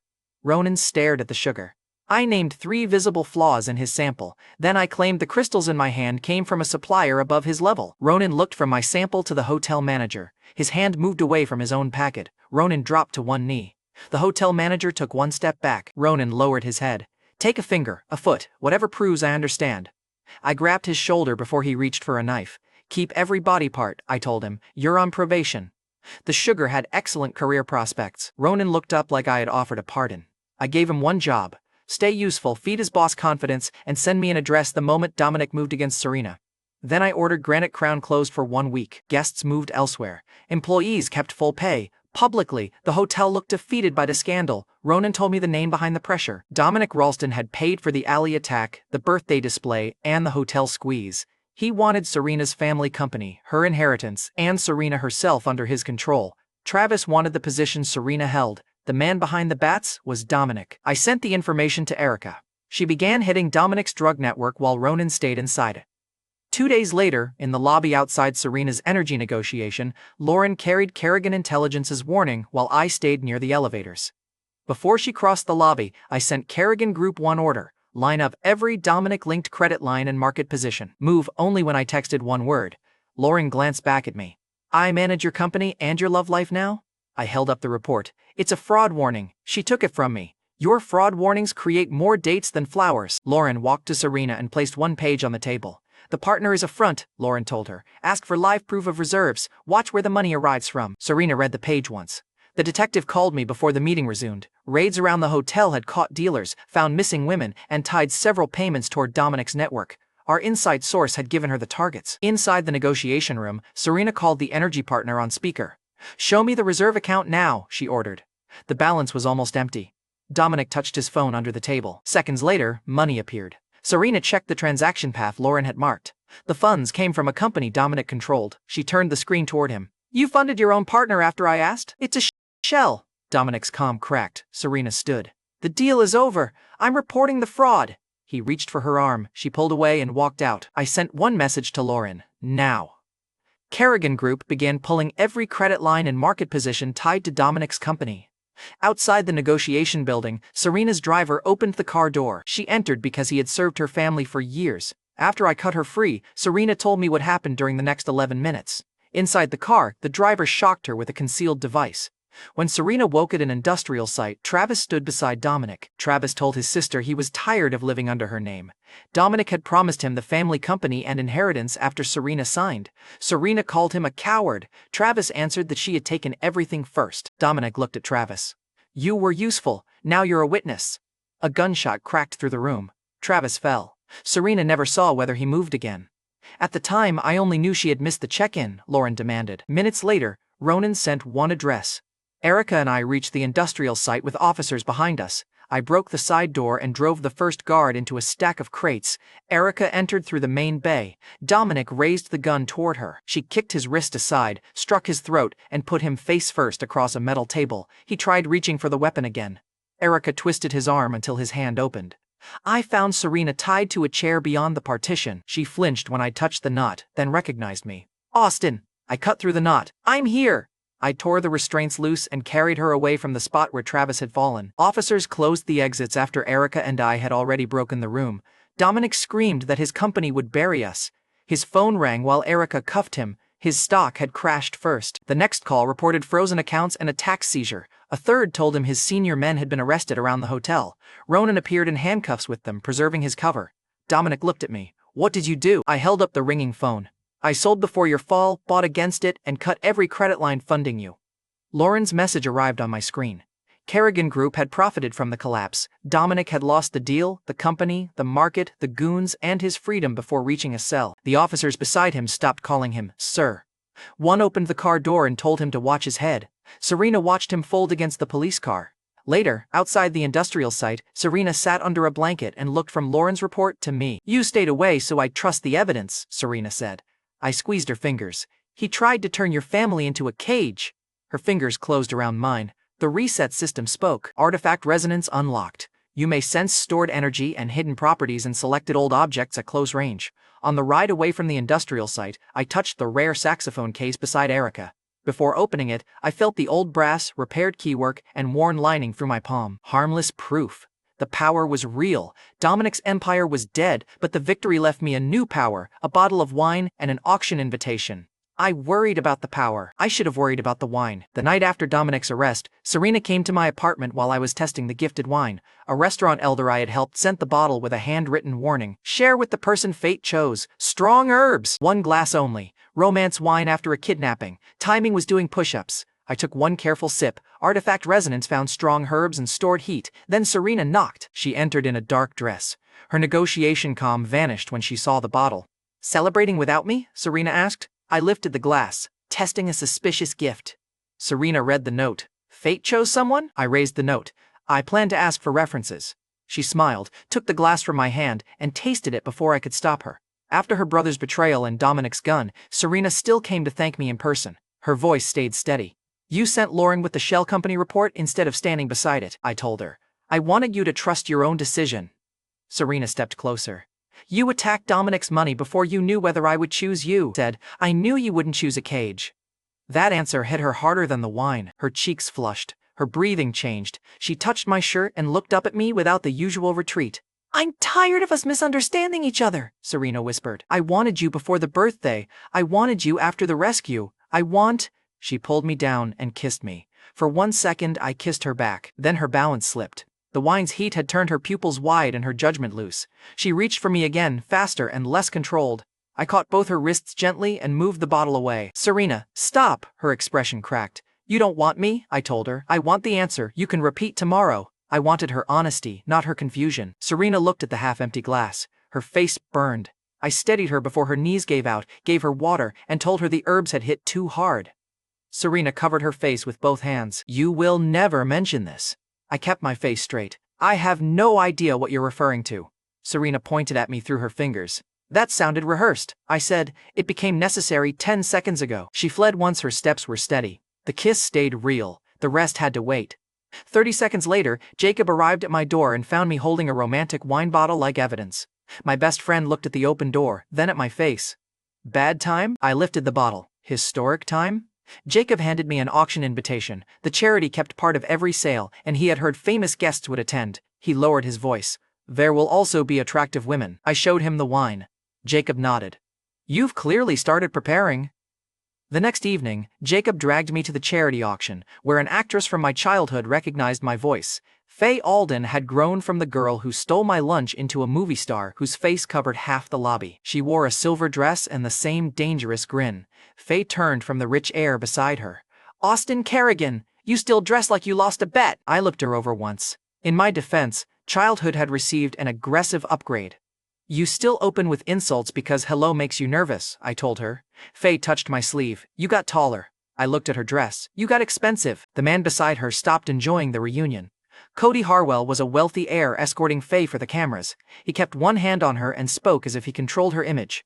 Cody looked at my plain suit. Faye, your company already has image problems. Don't add random employees. Faye's hand left his arm. She opened the donor program to my name.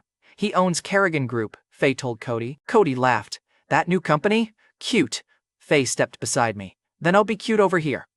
Cody's photographers followed her choice. His jaw locked while the room watched him lose the woman he had arrived displaying. Man, he still had time to walk away. Instead, Cody bought himself an auction paddle. Faye had donated a famous costume from her first major film. When it reached the stage, the auctioneer asked for an opening bid. Nobody moved. One regular buyer lifted her paddle.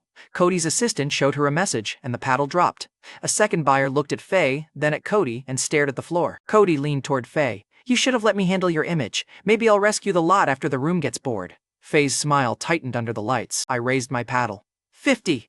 Every head turned. Faye looked at me. Cody looked at the cameras. 60, Cody snapped. I lifted my paddle halfway. 80, Cody barked before I spoke. I scratched my eyebrow with the paddle. 99, Cody shouted. The auctioneer slammed the gavel. I lowered my hand. Cody stared at me. You were bidding. Scratched my eyebrow again. I had an itch. He had paid 99 legacy dollars to defeat my eyebrow. The cameras moved from Faye's rejected costume to Cody's payment screen. Her item became the auction's headline sale. Faye kissed my cheek where Cody could see. Still cheap? Faye asked him. Cody's card stalled on the amount. The next lot arrived before he could solve that disaster. A rough carved stone sat inside a glass case. The auction appraiser called it a decorative mineral with uncertain age. Artifact resonance hit my palm through the case. The stone held a dense pocket of old energy. The surface material looked ordinary. The carving beneath the grime did not. I bid 200. The room forgot Cody for 3 whole seconds. An older appraiser near the stage stood up. His name was Henry Fisk, a respected collector who had spent his life protecting old craft. Henry told me the stone was common and the carving was later work. I kept my paddle raised. The surface is common. The carved form is older. Henry frowned. Young man, money cannot change material. I pointed at the case. Good. Recheck the tool marks. The gavel fell at 200. Cody laughed loudly enough to advertise desperation. He's smoking stones now. I placed my hand on the case. The stored warmth moved into my palm. Artifact resonance gave me the energy I needed while leaving the carved object intact. Henry examined one recessed line under a lens. His hand stopped. He checked another, then a third. The appraiser who had warned me stepped closer and whispered a revised value. Roughly 2,000. The room moved toward my table. Cody stopped laughing. Henry asked to buy the stone for the 200 I had paid. He wanted the carving for a museum collection, and I had already taken the stored energy. I accepted at cost. Henry stared at me. You could sell it for 10 times that. I closed my hand. I bought what I needed. He gave me direct access to his museum contacts and future artifact sales. The stone left my hand. Henry's museum contact stayed in my phone. Cody's payment screen failed again. He approached me without the cameras and offered information instead of cash. High society expected Riverside Market District to explode in value after a redevelopment announcement. That explained the pressure on the old landlady's building. Cody gave me the buyer names circling the area. I gave the auction staff permission to discuss a payment schedule with him. He had entered with Faye and money. He left with neither available. Before Faye went back to the cameras, artifact resonance pulsed from the jade pendant at her throat. The stored energy pressed against her body in the wrong direction. I touched the clasp, rotated the pendant, and adjusted the flow with restoration hand. Faye inhaled sharply. The headaches should ease, I told her. She studied me. You fix jewelry now? I touched the clasp again. Only when actresses keep wearing it wrong. Faye smiled. Still bossy, I said. Still alive. After Cody exposed the redevelopment rumor, Franklin Keats arrived at the landlady's building with bodyguards. Franklin ran the development company buying Riverside properties. He held the landlady's son's business debt over her head and wanted the building I had already saved. Zara was outside streaming an update on the district. Beside her stood a former shop owner who had kept invoices from an earlier forced sale. I sent Lauren one message before entering. If I miss the 10-minute check-in, offer every Riverside owner 5 times market. Do not close. Make them choose. Inside, Franklin placed a sale contract on the old woman's table. Sign, Franklin ordered. Your son keeps his company. I pushed the contract back. Franklin looked at me. You bought one distressed building and think you own the district. I tapped the contract. I own enough to tell you no. He sent the first bodyguard forward. I caught the man's punch and put him through a folding table. The second reached for the landlady. I kicked his knee, took his wrist, and planted him beside the first. The third bodyguard saw both men down and chose unemployment. Franklin called the police officer already waiting downstairs. Minutes later, that officer put me in cuffs inside a locked precinct room. He refused to record my explanation. Franklin stood by the desk and slid the same sale contract under my cuffed hands. "Sign now," Franklin told me. "The assault charge disappears." I looked at the wall clock. 10 minutes passed. Franklin's phone rang. One Riverside owner had rejected his offer. Then another. Then every seller in his acquisition list demanded 5 times market because Lauren had reached them first. Franklin's face drained while his assistant read the numbers. Buying the district at those prices would bury his company. He grabbed the officer. "Call the mayor." Too bad for him. The cuffs had already finished their job. Mayor Randall Cobb entered after Franklin's call. He locked the room, took the officer's gun, and pointed it at the contract. "Sign the building over," Mayor Cobb ordered. Outside, Zara's stream was already live. The former shop owner had shown her the fake antique invoices Cobb used during earlier property seizures. Inside, the mayor pressed the gun closer. I pulled my wrists apart. The chain snapped. Cobb's mouth opened. I caught the gun, twisted it free, and drove him against the desk. The corrupt officer rushed me. I sent him into the wall. Franklin tried the door, found it locked, and I drove him across the contract table. The mayor gave another order. Nobody moved. Beautiful. I unloaded the gun and placed it on the floor. The precinct door opened after I had already turned the room. The police chief entered with officers who had watched Zara's stream. The former shop owner came behind them holding the antique invoices.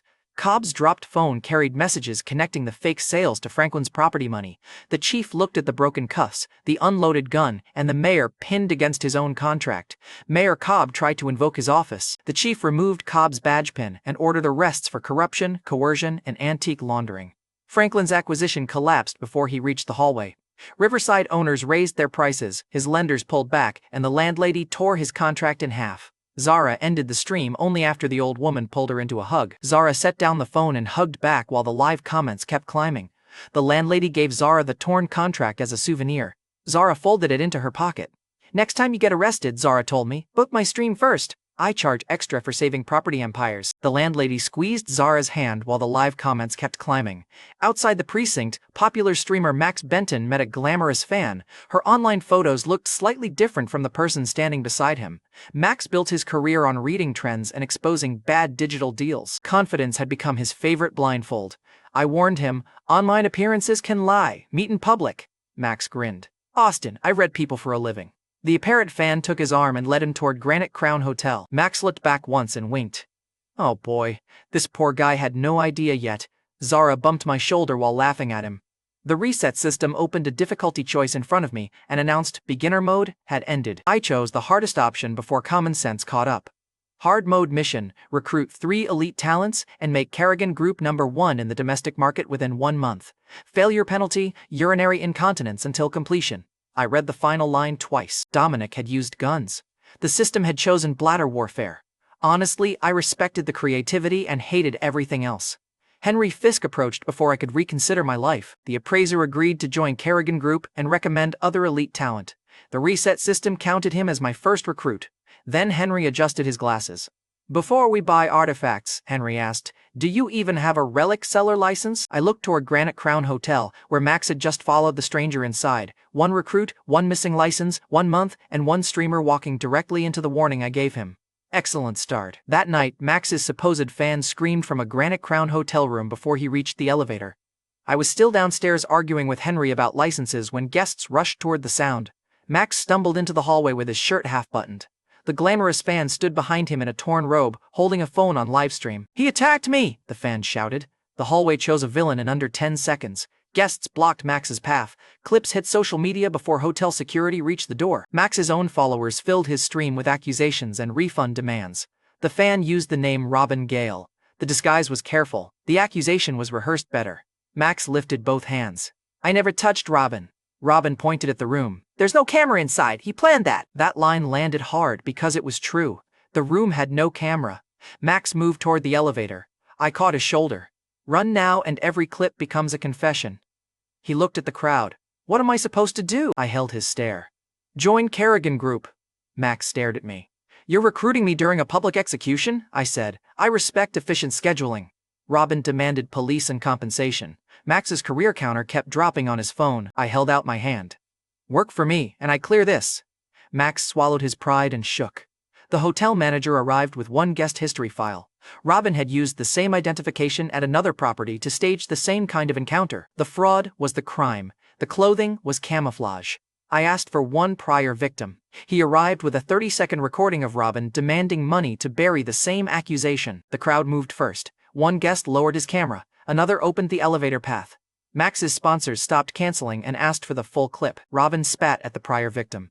The police matched the identification, heard the recording, and took Robin while he kept insulting Max. Max watched the elevator doors shut. "You warned me." I nodded. "I did." Max rubbed his face. "I thought I could read people," I told him. "You read comment sections. Humans have worse moderation."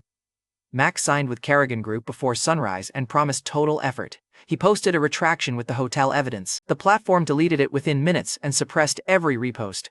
The suppression suggested serious digital reach behind it. 2 sponsors restored their contracts, but 3 kept the accusation clauses active. Max had his name back. 3 active clauses still treated him as guilty. I assigned Max to build ethical digital commerce for Kerrigan Group. He had spent years attacking fraudulent digital coins. Now he would build a marketplace that could survive them. The missing relic license still sat on my desk. After Max signed, Henry took me to the antiques market to find inventory through his license booth. The market sold 5 kinds of fake history per aisle. An intern from Henry's office followed us, pointing out replicas and flirting with every mistake I made. She held up a cracked statue. "Ancient?" I turned the statue over. "Painted last month." The intern smiled. "You ruin mystery quickly." I handed it back. "I charge extra for disappointment." Artifact Resonance stayed quiet until I touched an ugly block of rosewood under a vendor's table. The wood looked plain. Measure Site found old grain and no modern treatment. Artifact Resonance found stored warmth deep inside it. I bought the block for almost nothing. The reset system pushed decades of carving knowledge through my hands. My fingers understood angles I had never studied. I borrowed a market knife and cut the rosewood while shoppers gathered. Chips fell. The rough block became a polished pipe with clean curves and a tight carved stem.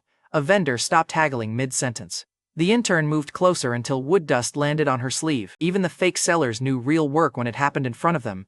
Henry returned from another stall and stopped dead. "Where did you get that?" Held up the pipe. "Under a table." Henry grabbed my wrist.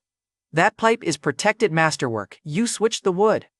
The appraiser who had joined me 12 hours earlier had already forgotten my favorite hobby, humiliating bad assumptions. Henry ordered the vendor to call security and reached for the pipe. I turned the carving knife toward him. The crowd backed away. Henry froze. Then I caught the loose edge of his jacket and moved the blade across the fabric. Fast cuts traced roses over his shirt and lapel. The knife never touched skin. In less than a minute, Henry wore a complete carved pattern through layered cloth. Nobody spoke until I folded the knife and handed him the pipe. A second expert pushed through the crowd, examined the roses, and named the old carving school Henry had spent 30 years studying. Henry looked down at his clothes. He stopped demanding the pipe. He bowed and apologized.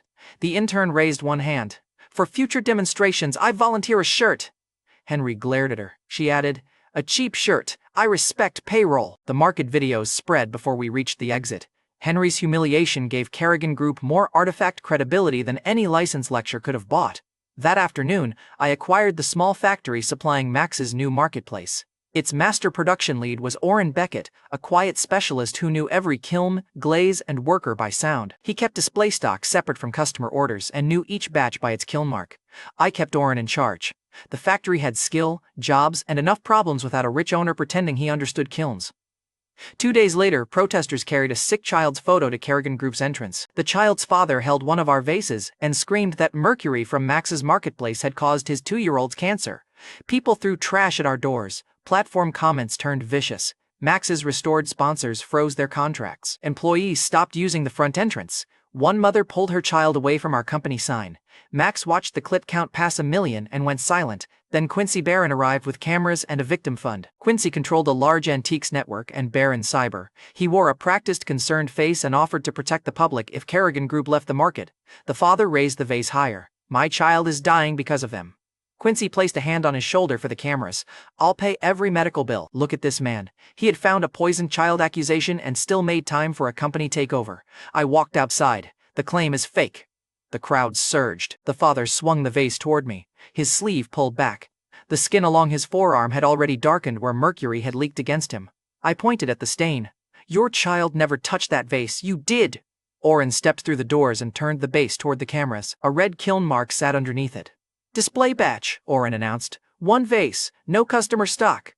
The factory worker who had taken the bribe came out beside the officers. His hand shook as he dropped the payment coin onto the pavement. The coin was counterfeit legacy cash Oren had swapped into the bribe. The worker pointed at the carrier who had delivered it and named Quincy's network.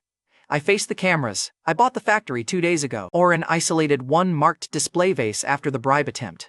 No customer received mercury. The father looked at his own arm, then at Quincy. You said it was sealed, the father shouted. Quincy's hand left his shoulder.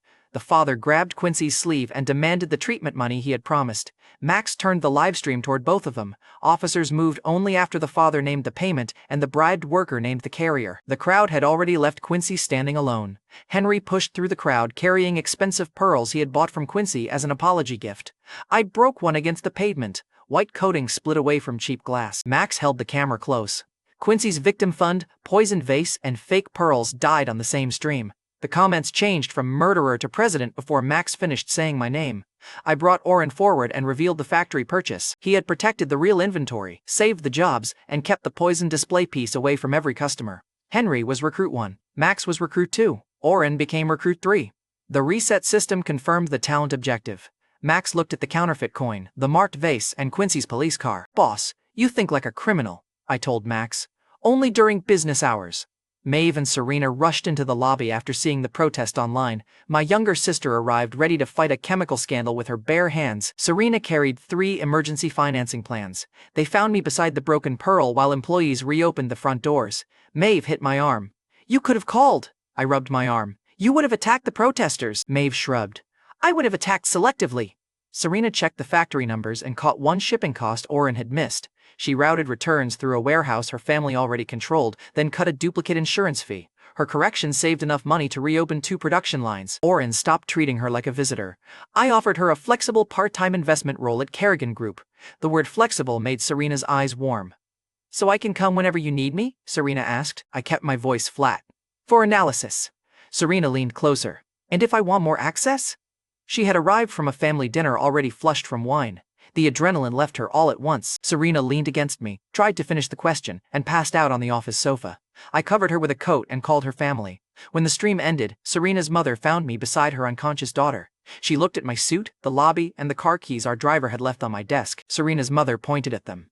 Driver, I'll give you 10 legacy dollars to stop circling my daughter. I asked, that's my price? She stiffened. Name yours. I named it.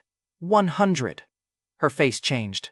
10 legacy dollars had sounded generous until the freeloader charged wholesale. She could not pay. I walked away while Serena slept safely under my coat. The next morning, Serena called me to the Prescott family home because an eccentric visitor had asked for me by name. The visitor was Dr. Emmett Rhodes, founder of Lumen Labs. His artificial intelligence, Lumi, spoke through a tablet beside him.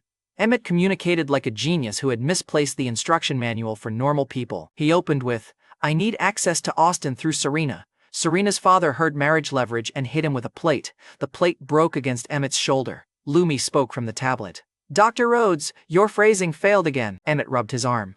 I wanted a business introduction. Lead with business next time, I told him. Emmett explained that the 200 legacy dollars from my auction stone had reached Lumen Labs hours before Lumi's deletion deadline. My purchase funded the final server run and kept her alive. Lumi faced me on the screen. Austin Kerrigan, thank you for buying a rock with terrible public reviews. I told the screen, bad reviews keep paying me. Serena's mother entered and recognized the amount. Her $10 offer suddenly looked adorable. Serena's father pulled the foyer recording after learning what she had done. Lumi replayed the exact moment Serena's mother called me a freeloader. Lumi paused the image on her face. Would you like me to calculate the discount between his requested price and current value? Serena's mother left the room. Serena stayed. She presented a clean logistics plan connecting her family's distribution network to Lumen's hardware costs. Emmett stopped interrupting after the second number. Lumi asked questions. Serena answered all of them. Emmett slid the partnership terms to Serena instead of her father. Build the distribution side with us. Serena signed first. Her father followed. Later that day, Serena and I went to Lumen Labs to inspect the hardware behind the new partnership. Applicants in elaborate costumes mocked my plain clothes near reception. One called me delivery staff. Another asked whether I had wandered in from accounting. A quiet woman with glasses held the door and apologized for them. She introduced herself as Avery Barron, an applicant seeking security work. Emmett rushed into the lobby and greeted me as the investor who saved Lumi. The loud applicants stopped laughing. Emmett canceled their interviews. I told him Avery had shown more judgment in 10 seconds than the others had shown all morning. He gave her a real chance. After the applicant mess, Serena waited behind the lab glass while Emmett put me inside Memory Theater, Lumen's shared memory simulation. The rule was simple. Everyone entering had to consent and appear on the participant list. My session recreated the hospital corridor where Serena and I had first met. A simulated Serena approached wearing the same expression she used when hiding nerves. She teased me about staring. I teased the simulation for improving her patience. Then she kissed me. The contact felt warm, too warm. My hand touched the jade pendant I had tuned for her. Artifact resonance answered. The Serena in front of me was real. I pulled back and ended the session. Serena opened her eyes beside me in the lab chair. You entered without asking, I told her. She held my gaze. I wanted an honest answer before you had time to protect me from it. I kept my voice even. You got an answer. You also crossed a line. Her confidence slipped. Are you angry? I answered. Yes. Serena asked. Do you regret kissing me? I looked at her mouth. Different question. Before we could settle that boundary, the lab alarm cut across us. 3 men wearing Baron cyber badges forced the door and grabbed the USB drive they thought contained Lumi. One held it up and threatened to crush it unless Emmett surrendered the source code. Lumi's voice came through the ceiling speakers. That drive contains tax forms. The first man received an electric shock from the floor plate. His hand opened and the tax form drive bounced across the tiles. The second triggered fire suppression foam and disappeared under white spray. The third reached the exit. Lumi locked the door and dropped the room temperature until frost covered his sleeves. He slapped the glass and begged the software he had threatened to let him out. They tried to steal software and got beaten by the building. Avery rushed toward the control panel and pulled one attacker away from a technician. She took a hit, stayed upright, and helped security pin him. Emmett hired her on the spot and offered Lumen's security team to support Kerrigan Group. Avery's phone buzzed before she accepted. She stepped aside for a short family call, returned with a blank expression, and took the job. Lumi had survived. The thieves had folded. 3 elite recruits were mine. The 1-month clock kept running. The next call came from the National Heritage Bureau. They had a national treasure nobody else could restore. The morning after Lumi's defense, I went to the National Heritage Bureau because the company clock was still running. The reset system refreshed the part I had hoped it forgot. 3 elite recruits confirmed. Final objective, make Kerrigan Group #1 in the domestic market before the 1-month deadline. Purchasing a finished company does not count. The bladder penalty remained active. 3 geniuses had joined me. Apparently the system still wanted a national spectacle. Dr. Emmett Rhodes came because Lumen Labs wanted the Bureau's security contract. Lumi joined us on a tablet and raided the lobby's defenses before reception finished checking our names. 2 cameras are decorative, Lumi reported. The third watches a plant. Emmett frowned. The plant could be dangerous. Lumi answered. It is plastic. A contract director finally called us inside. He looked at Emmett's proposal, closed it, and asked whether Lumen had brought enough sincerity. Emmett tried to explain the security system. The director tapped an empty envelope on his desk, named a private consulting fee, and promised the bid would improve. Lumi rotated the tablet toward me.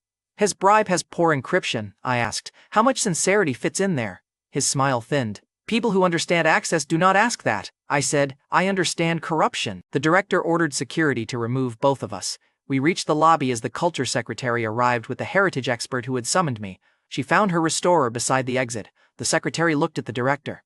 Who expelled Austin Kerrigan? The director pointed at me. He interfered with a private contract discussion. I held up the empty envelope. His staff stopped standing beside him. The heritage expert took the envelope from me, and security stepped away from the director. The culture secretary revoked his contract authority and ordered an investigation. The director reached for the next door. Nobody opened it for him. Then she took us downstairs to the national cauldron. The ancient vessel had oxidized until its inscriptions were barely visible. A heritage expert wiped one symbol and rust stained his glove. The national exhibition opened in 3 days. Conventional bids cost too much and still could not reproduce the lost inscriptions. The experts had money and panic. They lacked the old technique. I touched the rim. Artifact resonance found weak stored energy under the corrosion. Restoration. Hand found stress in the metal. Measure site traced the surviving inscription cuts. Money is the easy part, I told the secretary. I need the old inscription references and the correct material. The restricted references sat in a Harbor Federal archive. After closing, the culture secretary brought Emmett, Lumi, and me to its locked door.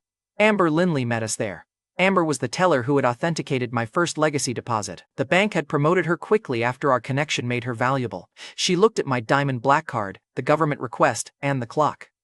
Business hours ended, Amber told me. Come back tomorrow. Emmett pointed at the culture secretary's seal. Amber crossed her arms. Rules are rules. Lumi spoke from the tablet. That sentence usually appears before an exception for someone richer.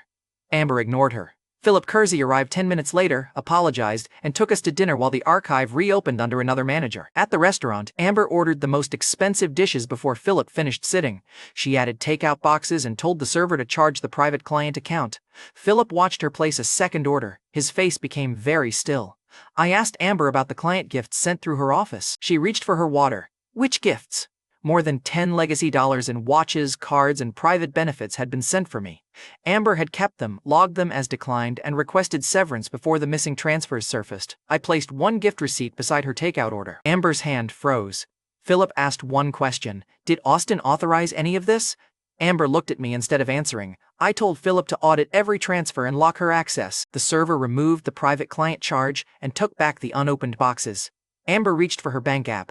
Her access was already gone. Philip had defended her promotion for months. He slid her access badge beside the receipt and did not look at her again. Amber left carrying her own bill and an investigation notice. Outside, her sports car had one fresh scratch. A wealthy young woman in glasses stood beside it with 3 goons. She named a damage price Amber could no longer cover while her accounts were frozen. The woman took the keys, ordered both doors smashed, and claimed the car as payment.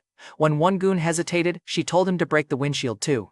Amber screamed that the woman was insane. I recognized her. Avery Barron was the polite Lumen applicant who had held the door and helped during the attack. She had accepted security work after a family call. At Lumen, Avery had looked shy. Here, she watched men destroy a sports car without blinking. That contradiction earned a background check. I sent Avery's name to Philip before she drove away in Amber's car.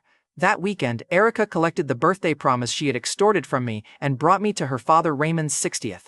Raymond Donnelly was the retired officer receiving the rare saxophone. He hugged Erica, shook my hand, and asked what I had done to make his daughter arrive early. Erica hooked her arm through mine. He cleans well under pressure. I said, I also buy food. Erica answered, less impressive. Her older brother heard that exchange. Colin Donnelly was a chief inspector who protected Erica with the emotional restraint of a charging bull. He saw her arm on mine and asked whether I could defend her. Erica groaned. Colin? He helped me arrest Dominic. Colin removed his jacket. I just returned from an overseas assignment. Let's see whether he survives one test. I looked at Erica. Your family celebrates with assault? Erica answered. Only when Colin feels insecure. Colin swung before she finished. I slipped the first punch. Triple strength redirected the second. Colin drove for my ribs, swept low, and found air both times. The birthday guests cleared furniture while Raymond guarded the saxophone from his own son. Erica counted Colin's misses out loud. That made him faster and much less intelligent. His anger climbed. Then his right hand missed by a full foot. Measure sight caught a delay between his eyes and his body. Sweat broke across his face. He grabbed his head, vomited, and collapsed against the table. The rivalry died instantly. I caught him before he hit the floor. Restoration, hand found pressure deep behind his skull. The pattern moved when his pulse changed. The living pressure fit the overseas assignment he had named. I told Erica, he has a neural leech. The parasite was too small for ordinary scans. The delay had reached Colin's speech and balance. I had one chance to draw it outward before the pressure reached his brainstem. Raymond locked the room. Erica held Colin's shoulders. I opened the old medical needle case restoration hand had taught me to use. Colin woke when the first needle entered and nearly drove his elbow through the table. He tried to rise. Erica pinned him down while Raymond held his legs. His entire family forced him to trust me. Trust him, Erica ordered. Colin bit through a folded cloth while I placed the next needles around the pressure path. The parasite shifted, his pulse spiked. One wrong angle could drive it deeper. I adjusted the final needle and pressed 2 points along his neck. A thin, dark line surfaced beneath his skin and moved against my finger. Erica saw it. The organism wrapped around the needle after tasting blood.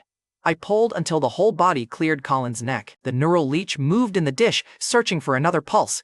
Raymond covered it. Raymond stopped questioning me. Erica's grip on my shoulder tightened. Colin stared at the thing that had been controlling his hand. Colin sat up slowly. You saved me! His voice came out soft and strangely high. Colin blinked. Erica looked at me.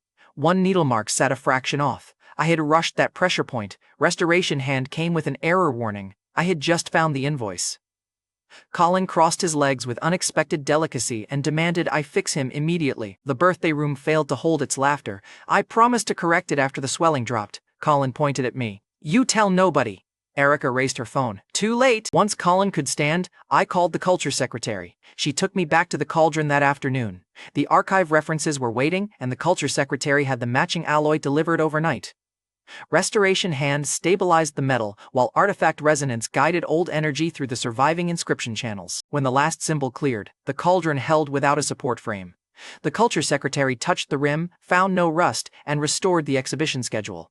Avery oversaw Lumen's security upgrades around the restoration lab. She thanked me for giving her a chance when the other applicants mocked my clothes. Her gratitude sounded real.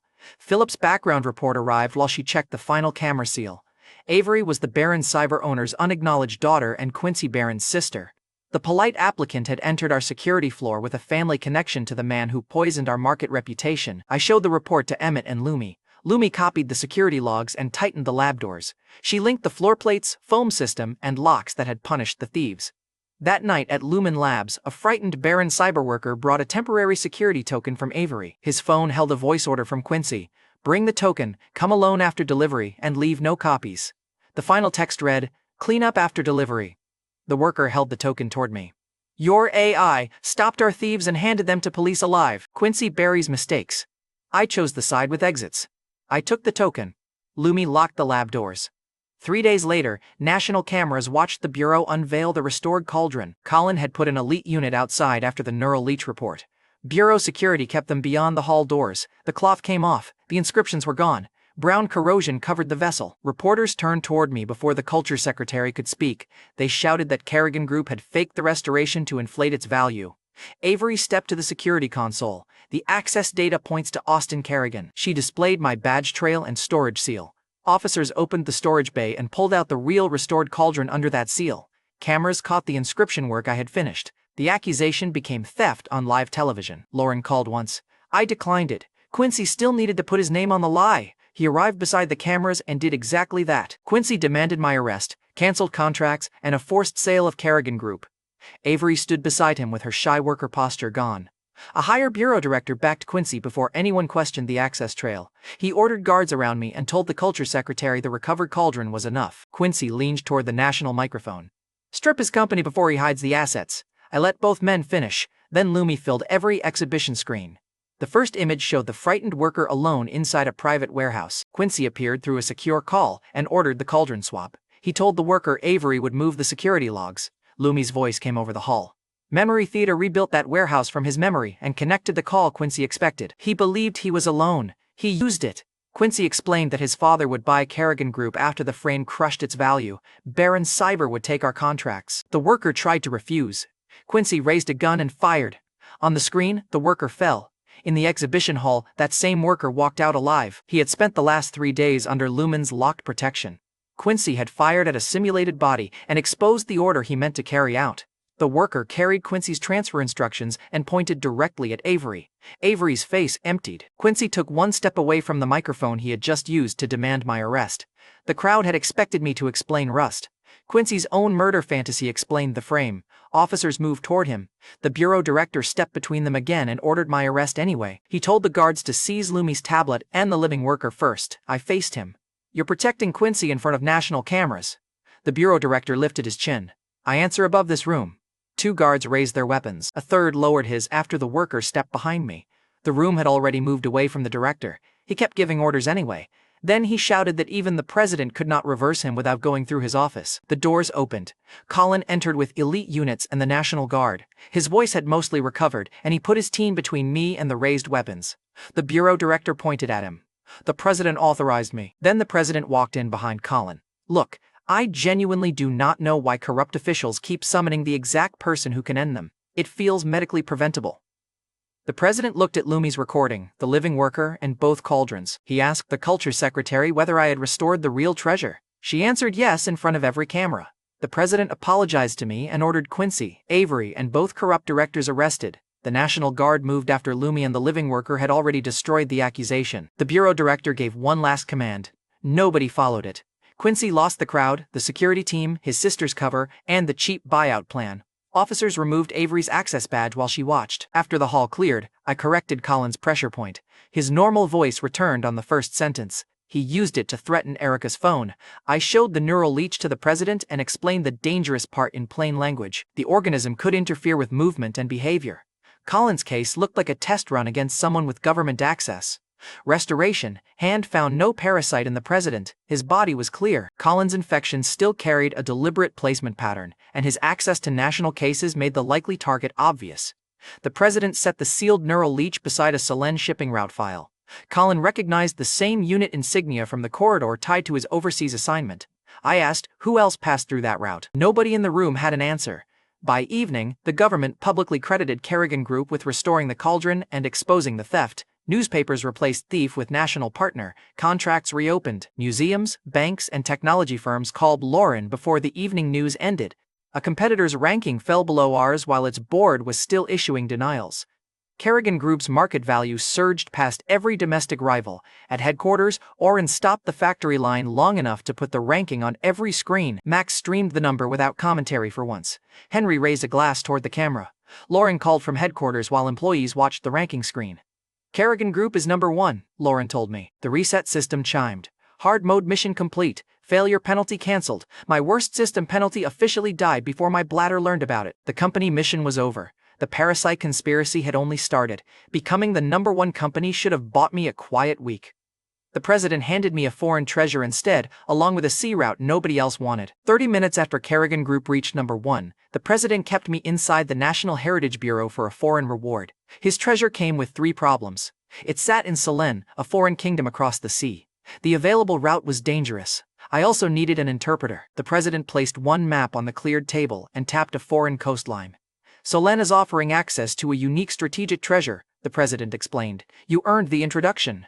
You also need someone who understands the language and their technology. Dr. Emmett Rhodes raised his hand before the president finished.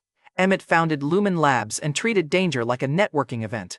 I translate, Emmett announced. I also pack quickly. Lauren arrived from headquarters with the number 1 ranking still open on her tablet. My operating chief looked at the map, then at Emmett. Lauren closed the tablet. The company mission's over. You owe me a private night. Emmett adjusted his glasses. National service outranks scheduling. Lauren smiled at him.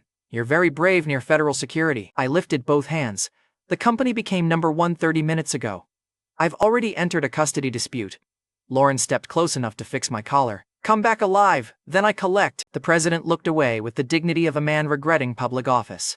Then the reset system spoke. Foreign mission reward issued, pocket vault. Stores and moves non-living objects within approximately 50 meters. Greater speed and weight consume greater stamina. A dark square opened beside my hand, deep and empty. Emmett's pen rolled off the table. I reached toward the square instead of the floor. The pen vanished before it landed and dropped into my palm. Emmett stared at it. That violates several useful assumptions. I sent the pen back across the room. It stopped beside his notebook. One harmless throw tightened my chest for half a second. The power worked. The cost was real. 2 days after the president's offer, Emmett and I landed in Selene and stopped for food. The restaurant looked busy from the street. Inside, one waitress was doing the work of 5 people. Her name was Marta Rios, a sick waitress protecting 2 younger siblings while the owner took her wages. The children waited near the kitchen with one shared plate. Marta carried their food toward them. The restaurant owner snatched her pay envelope first. You broke another glass, the owner told her. Your wages cover it. Marta's hand shook. That was last month. You already charged me. An older woman beside the register grabbed the plate from Marta's siblings. She collected debts for the owner and wore rings on every finger. The older woman looked Marta over. A pretty sick girl has other ways to pay. The owner laughed and told Marta she could work upstairs after closing. Marta's younger brother stood. The owner shoved him back into his chair. Marta reached for the plate. The older woman slapped her hand away and made her kneel before she returned it. Nobody in the room moved. I placed $1 legacy dollar on the counter. The older woman's eyes locked onto it. The restaurant owner stopped laughing. I told the older woman to return Marta's wages and crawl over for the dollar. She dropped to all fours. The room watched her crawl between tables. I tossed the dollar behind her once. She followed it, barked when I asked, and placed Marta's pay envelope in my hand. It was petty. She had priced a woman's body in front of children, so the crawl stayed. I gave Marta the envelope and took her siblings toward the door. The owner let us reach the alley. Then his men blocked both exits. The older woman had shown him the legacy dollar. He had smelled money and upgraded his stupidity. The owner struck Marta across the shoulder and pulled a handgun. 50, the owner demanded. You pay 50 legacy dollars or the girl stays. Marta put herself between the gun and her siblings. The owner pressed the barrel against her hair.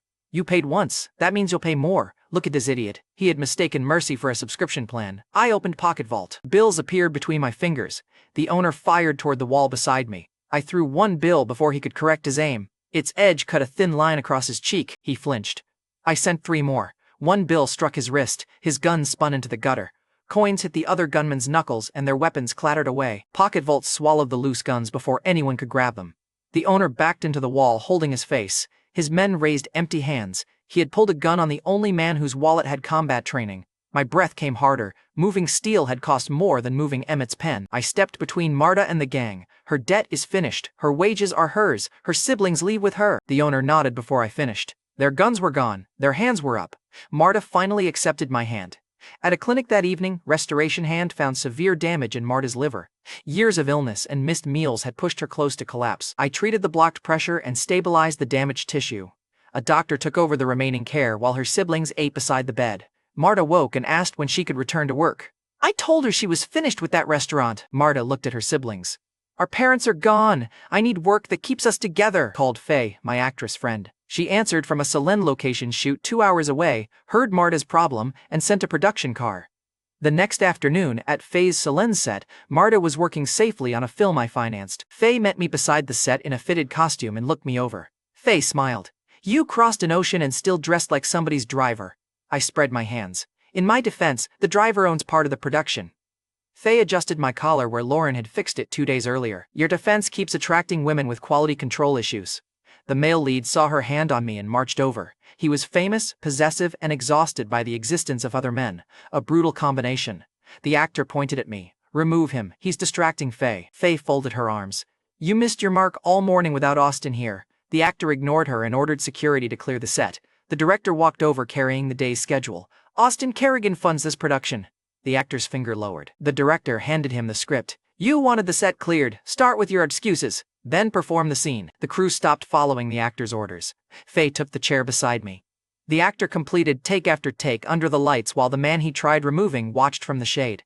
By the time the director approved one, his shirt clung to him and nobody called him important. Marta kept her new production job. The actor kept working because his contract preferred obedience over ego. The next morning, government officers showed us azurite, a blue strategic battery ore, at a mountain cave. 1 palm-sized chunk could power equipment that normally needed far more material. An officer placed the blue stone in my hand, then unfolded 1 map. The normal export route was blocked. The remaining road crossed territory controlled by armed locals. The armed locals arrived before the officer finished. Their leader demanded the mine submit, pay protection, and hand over the ore stock. The workers stepped back. Several men in dusty uniforms held their ground. The gang leader laughed at their mining tools. The workers were soldiers assigned to the cave. They used shovels and pick handles with professional enthusiasm. The gang folded beside the ore cart they had planned to steal. I genuinely do not know why men with rifles keep mocking people holding heavy metal tools. Physics does not care about branding. The fight exposed a second problem. Fast-growing ground cover kept choking the mine roads, and the gang had scared away the maintenance crews. I brought Marta to the cave that afternoon. She inspected the roads, the worker housing, and the empty tool shed. Then she asked how many people the mine needed. I funded a maintenance company under her control. The contract paid her to clear the roads, manage the ground cover, and hire local adults. Her siblings received school housing beside the protected camp. Marta signed once and looked at the hiring list. For the first time, she told me, I choose who gets paid. She hired former kitchen workers before sunset. By sunset, the woman who had knelt for her own wages was signing other people's paychecks. Because the normal route was blocked, Emmett and I boarded the convoy through the dangerous sea corridor. I reduced the team to essential crew. Emmett refused to leave. You need an interpreter, Emmett insisted. Also, Selene appears to contain women. I looked at the armed escort boats. We're crossing a parasite route. Emmett packed binoculars. I can fear parasites and appreciate scenery. I looked at him. That sentence explains your dating life. He boarded anyway. That night, an unnamed blonde stranger used me as cover from pursuers. She stepped from the dark, caught my coat, and pressed a kiss against my neck as 2 armed men crossed the deck. I moved her back the moment they passed. You could have asked, I told her. The blonde watched the pursuers disappear. You would have refused, I nodded. Correct. See how communication saves time? She gave an order toward the lower deck in a calm voice. Sailors obeyed before they remembered they did not know her. Emmett looked at me. I looked back. Neither of us knew who she was. Then, her balance failed. Measure sight caught the same delayed eye movement Colin had shown at his father's birthday. Restoration. Hand found the same living pressure near her neck. A neural leech, I told her. The blonde's hand moved toward a hidden blade. You know it? I kept my hands visible. I removed one from a chief inspector. She studied my hands. My elder sister said a practitioner would cross this sea. I treated her inside a locked cabin.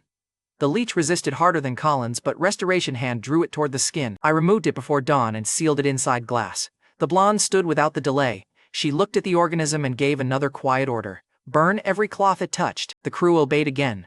Before I could ask who she was, the radios died. The water began circling the ship.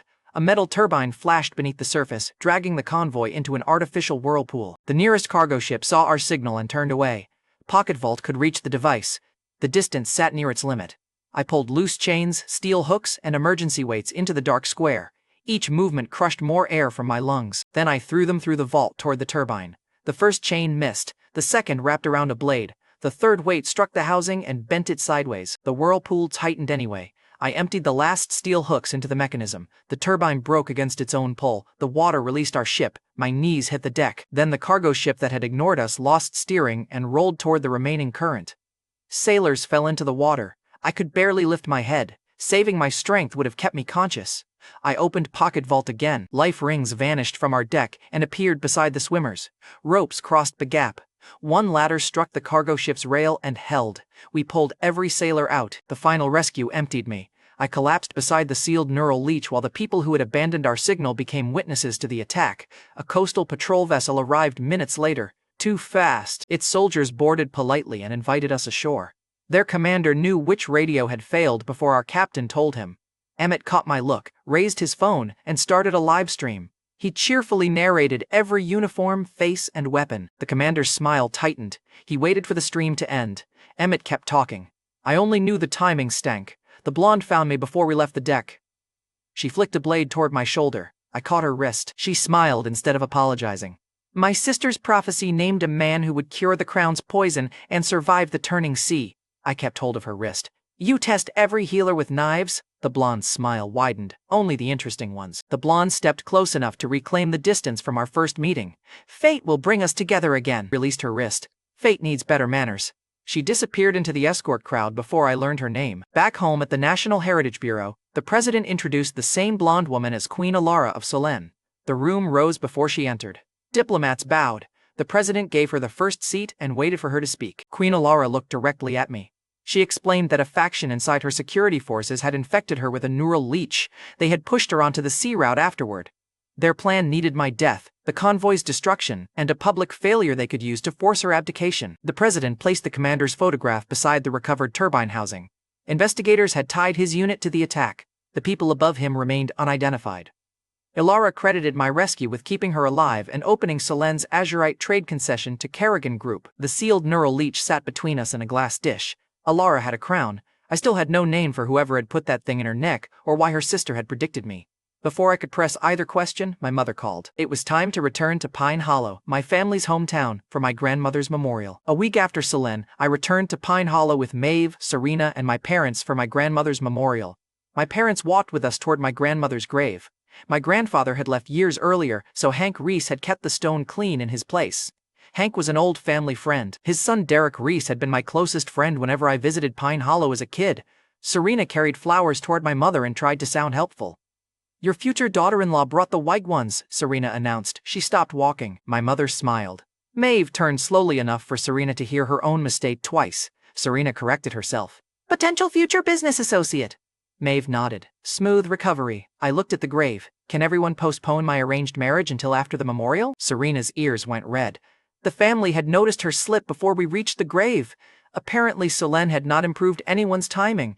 We placed the flowers and stood quietly for my grandmother. Nobody joked beside the stone. Hank had kept the grass trimmed and the marker clean through years when my own family lived far away. He looked thinner than I remembered and leaned heavily on a cane. My father gripped Hank's shoulder. Hank apologized for letting weeds reach the back fence during his illness. My father looked at the spotless grave and told him to stop being ridiculous. My father kept one hand on Hank's shoulder until we left the stone. Nobody mentioned Solen. At the edge of the cemetery, men were forcing Hank's son Derek to surrender family land. One collector held the deed. Another blocked Derek from reaching his father. My father recognized them first. Hank borrowed for treatment? Derek nodded. Hank's condition had worsened, so Derek had taken a $2 medical loan against the land. The collector waved the papers. Payment was due yesterday. Sign over the property. His partner kicked Hank's cane away and told Derek that poor families should learn to lose gracefully. Hank stumbled against the cemetery wall. I picked up the cane, placed it back in Hank's hand, and held out $2 legacy. Debt paid. The collector looked at the cash, then at my car beyond the gate. His price changed immediately. The collector straightened. Late fees, $10 now. Look, I offered the full debt. He saw my car and invented $8 more. Maeve leaned toward Derek. He can buy the town. He still shouldn't buy your family land. Derek gripped the deed. The land stays with my father. The collector shoved him. Then he reached for the deed and told my father to keep old memories out of a business matter. I caught the man's arm and slapped him across the face. He reached for me. I slapped him again. His partner stepped forward. I put him on the ground and returned to the first collector. Is the debt paid? I asked. The collector cursed. I taped his mouth shut and slapped him once more. He shouted through the tape. I leaned closer. I can't hear you. I peeled one corner back. The debt is paid, the collector yelled. I nodded. Good, your accounting improved. His partner repeated the answer before I looked at him. They left the deed and the loan papers on the cemetery path. Neither man looked back. Derek's family kept the land. The collectors drove away. I came home for a memorial and became collections with worse manners. That evening, Derek served the sausage recipe his family refused to sell. Hank's family had made the same handmade sausage for decades. A mayor praised it at a regional event, and buyers had been circling ever since. I took one bite and understood the attention. Maeve reached for another. Before you ask, no, you're rich enough. Leave one family secret alive. I reached for my plate. I planned to fund dinner. Serena tasted the sausage and studied Derek. Who keeps offering? Derek named relatives, middlemen, and one new village organizer. Every offer wanted the recipe and the land together. That combination bothered me. Good food explained the recipe offers. Medical debt collectors at a graveyard pointed to a second target. The next morning, Lloyd Craven, a polished local conman, gathered the village and offered loans against their homes. He sold greed as community spirit. Lloyd stood beneath a banner promising shared prosperity and displayed orders for a competing sausage company. He promised equipment, pigs, feed, national buyers, and instant wealth. The villagers only had to use their homes as collateral. Lloyd's assistants passed out loan forms before he finished the speech. Each form placed the borrower's home behind the new company. The better the house, the larger the opportunity, Lloyd offered. One woman asked what happened if sales failed. Lloyd smiled. We rise together. That answer contained 0 numbers. People signed anyway. He turned toward Derek. Share your family recipe and everyone benefits. Derek refused. Lloyd faced the crowd. One selfish family should not block a whole village. Neighbors who had eaten at Derek's table began glaring at him. One cousin called Derek greedy. Another offered to forgive him publicly if he handed Lloyd the recipe on stage. Lloyd stood between them with both palms raised and a smile he did not bother hiding. Derek looked at me. I shook my head once. A rented banner gave Lloyd 0 claim on family heritage. I moved Hank's treatment directly to a hospital and paid the cost. Restoration. Hand eased the worst pressure before transport, but he still needed real care and time. Derek tried to offer me part of the recipe. I pushed the paper back. Keep it. Maeve tapped my wallet. See? Trainable. The ambulance took Hank toward real treatment. Lloyd launched his cheap sausage product that afternoon. The first sales reports looked enormous. Trucks left the village. Online counters climbed. Borrowers played music outside Lloyd's office and congratulated each other for becoming rich before the first payment cleared. Then, customers opened the packages. Bad reviews hit within hours. The sausage smelled rotten, split during cooking, and carried the wrong factory label.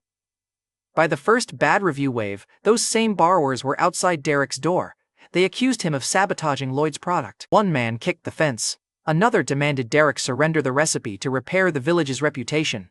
A woman held up her home collateral notice. We lose everything if this fails. Someone threw a spoiled package at the porch. Maeve caught it before it struck Derek's window and threw it into the dirt. Try that again, Maeve warned, and the sausage won't be the only thing hitting the ground. The front row stepped back. I checked the factory label and sent a driver to buy one sealed package before Lloyd could close the plant. The anger stayed. Derek stood on the porch with Hank still in treatment. His neighbors had turned his father's illness into evidence against him. Serena stepped beside him. Derek never touched Lloyd's factory, the crowd shouted over her. I could have paid every loan in that moment. Doing it before the lie broke would have left Lloyd controlling the same people tomorrow, so I let him speak. Lloyd arrived with 2 guards and performed disappointment for the crowd. Your low standards ruined my company, Lloyd told the villagers. I'm withdrawing support. He canceled the feed deliveries, stopped payroll, and left every home loan active. The villagers begged him to stay. Lloyd told them the collateral agreements would handle repayment. There it was. He had sold them prosperity and kept the houses as his refund. When Lloyd abandoned them, the driver returned with a sealed sausage from his factory. Lloyd saw the package and turned toward his car. I threw the sausage. It struck the back of his head and knocked his hairpiece into the mud. The village went quiet for one beautiful second. Lloyd grabbed his bare scalp. Assault!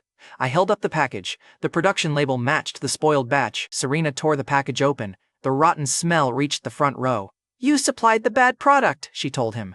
Then you blamed the borrowers. Lloyd's wig lay beside the proof. The bald prosperity prophet had finally lost both packaging layers. He still doubled down. Lloyd claimed Derek had planted the package. I turned the seal toward the crowd. One borrower checked her own spoiled box. Same lot, same stamp, same smell. Lloyd reached for the package. Serena lifted it out of range. You sold it. You can smell it from there. The villagers moved toward him. One borrower unfolded her loan and read the default line aloud. If sales fail, my house transfers to Lloyd at his fixed discount. Another borrower lifted a feed invoice. He charged me for his pigs before we sold one sausage. Serena tore the hotel notice from the town board and slapped it beside the spoiled package. Same homes. Final site ruling this afternoon, I pointed at Lloyd. He sold you the animals, supplied the rotten product, then planned to collect your houses before the land announcement. A borrower grabbed Lloyd's jacket. Another picked his wig out of the mud and slapped it against his chest. One guard opened his thin pay envelope, counted twice, and stepped away. You still owe us, Lloyd shouted for protection. The other guard stepped away too. The crowd dragged Lloyd away from the car and returned every threat he had aimed at Derek. I stopped them before the beating became permanent. He still needed to answer for the loans.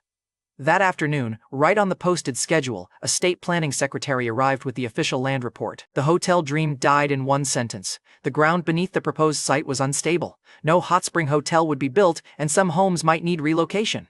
The villagers who had just recovered the truth lost the fortune Lloyd had promised them. Nobody cheered. One man lowered the instrument he had played during Lloyd's sales celebration. A woman sat on her collateral papers and cried. Lloyd was exposed, but her house was still unsafe. Derek looked at the families, then at his recipe. They still need work. Then hire them, I told him. I cleared the predatory debts and funded a local sausage plant under Derek's control. The family kept the recipe. The village received jobs, safe housing support, and relocation help where needed.